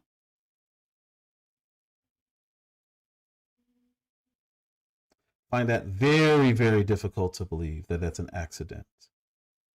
3 F-15E Strike Eagles were destroyed. You know what? You guys need to see this because this is absurd.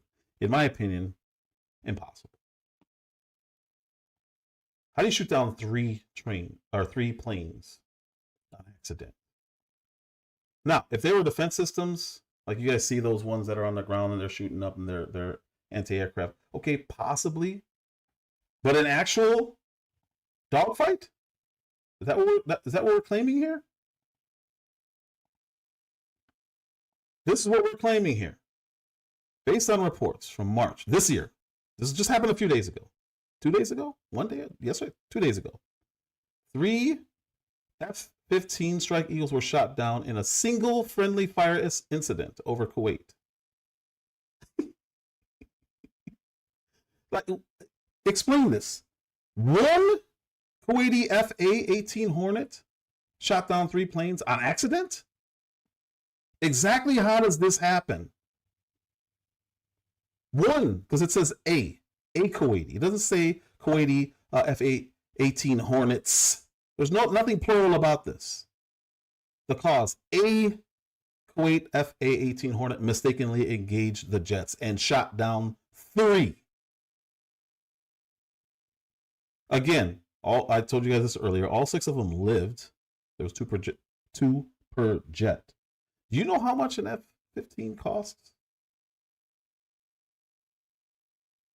Let's look and see how much an F-15 costs.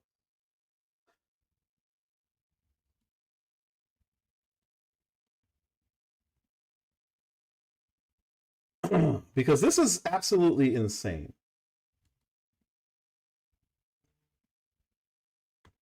What I got?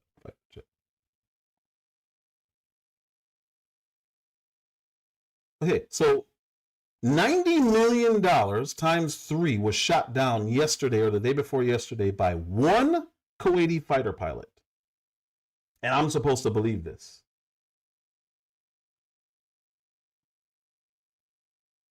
I'm supposed to believe this? Look at me. Do you believe this? That we would allow something like this to happen on accident? 3 $100 million aircrafts were shot down by one Kuwaiti fighter jet. Not Iranian, of course. Definitely not Iranian. Friendly fire. It's got to be friendly fire. Does that make any sense? Not to me. Somebody would have to explain how the first one wasn't enough.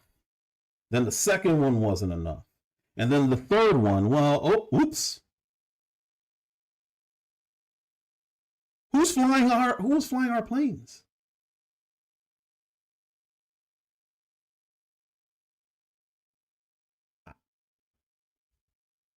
So it was an accident.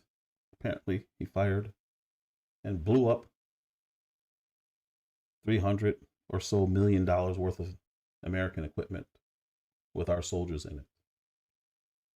And we weren't able to evade or do anything about it. It is what it is.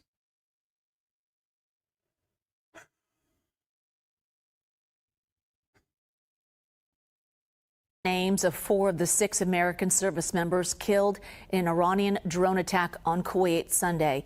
They all served in the 103rd Sustainment Command based in Des Moines. The Pentagon has identified 4 of the service members as Captain Cody Cork from Winter Haven, Florida, Sergeant Declan Cody of West Des Moines, Iowa, Sergeant First Class Nicole Amore of White Bear Lake, Minnesota, and Sergeant First Class Noah Tetchins of Bellevue, Washington. The Pentagon has not released the names of the other 2 service members killed, but we are learning that they were all inside a makeshift office space when the strike happened. Here's CBS News Pentagon reporter Ellie Watson. Hold on. What was this saying about? Where were they? Where were they? Can you guys see where they were? I'm sure that's, whatever. Drones killed 6 U.S. troops in Kuwait. But I'm sure that's, whatever. It makes perfect sense because we're right there. So you have an accident that takes down $300 some odd million worth of equipment. And then you have drones that snuck past our equipment on our base in Kuwait and killed 6 U.S. soldiers. I don't know these people. I know why they're there, and I don't think they should be there. And I have a problem with this. And we're with just days. We're only days in here. The Pentagon has not released the names of the other 2 service members killed, but we are learning that they were all inside a makeshift office space when the strike happened. Here's CBS News Pentagon reporter Ellie Watson. 6 American service members were killed over the weekend in Kuwait when Iran attacked what Secretary Hegseth called a fortified tactical operations center. But military officials who spoke to CBS News questioned whether that center was adequately fortified. The sources say it was essentially a triple-wide trailer surrounded by concrete blast walls. Those walls could have shielded against explosions from near misses, but not necessarily a direct attack from above. Today, Pentagon spokesperson Sean Parnell refuted that reporting, saying that the center was heavily fortified and that every possible measure has been taken to safeguard U.S. troops. Since the operation began, Iran has launched hundreds of drone and missile attacks at U.S. and allied centers. This specific attack was apparently carried out by an Iranian drone. Unlike missiles, drones can fly closer to the ground and can change directions. Missiles follow a more predictable path that can usually be tracked by U.S. air defenses. In this case, the drone appeared to evade U.S. air defenses because there was no warning, according to the officials who spoke to us, of any incoming before the center was directly hit. So that's my presentation for the day. If you think that what we're doing is justified, or you don't have an issue with it, or you think we should be doing this, hit the link. I'll talk to you. I talk to anybody. You guys know by now, I talk to anybody. I don't have to agree. I'm not going to fight. I'm not going to call you names. I just find it odd. Very, very odd. Very, very odd. And there's a lot of coincidences. And last year we said we obliterated this program so that we set them back. I forgot how many years we set them back.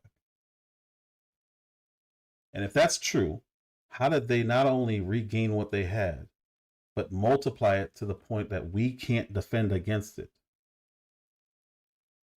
How does that happen? Under our watch, by the way, because we're the ones who supposedly blew it all up with our Moabs and bunker busters and all of that stuff. Anybody? Anybody? No, nobody wants to hit the link. And feel free. I'm telling you, I'm respectful. I would never start yelling at anybody for coming. You guys saw I had Liberal Dave on for hours. I had that trucker guy on for 5 hours, 6 hours. We didn't fight. We disagreed. He really is the one. They got more upset than me. There was one point where I had to drop that girl in the Candace Owens conversation, but that was just because she wouldn't stop interrupting. Once she came back, and we were good. You support the war? Tell me why. Be careful with the moral case, though. Be very, very, very careful. I was going to say quiet. Be very, very quiet. No, nobody. I appreciate you, Lou Jenkins, for stopping by. Mel Dub, thank you, sir, as always. I appreciate Amber C, old school, first come, first serve. Appreciate you, sir, as always. Who else was in there? G Will, always in here. G Will 5. You changed your name back. When did you change your name? So I remember you really messed up and changed it to something suspect. And then you changed it to Sick of This. I forget what that name was, but when did you change it back to just regular old G Will 5? Phoenix Rising, thank you. Steven, I appreciate you, man. Thank you for coming back. Henry, as always, thank you guys. Nobody? Somebody, come on. Somebody can defend this. I know the defenses. I haven't argued against them because I understand where people come from. I've made these arguments for decades. I remember these same arguments. They haven't really changed, to be honest with you. So I know the arguments. I just want to see if there's still people in 2026 believing this stuff. Because I'm not a liberal by any means. I'm not a full-on isolationist. I'm pretty close, but I'm not a full-on isolationist. I understand there are dangers out there. I just think that that's what the CIA is for. They should be out there gathering intel and then deciding. But what we shouldn't be doing, in my opinion, is stealing presidents. I laugh every time because to me it was funny. You gotta give Trump credit on that. When he went and got Maduro said, "Come get me, you coward." But the reason why I think it's funny is because I don't care. I really don't. Again, I have employees who are Venezuelan.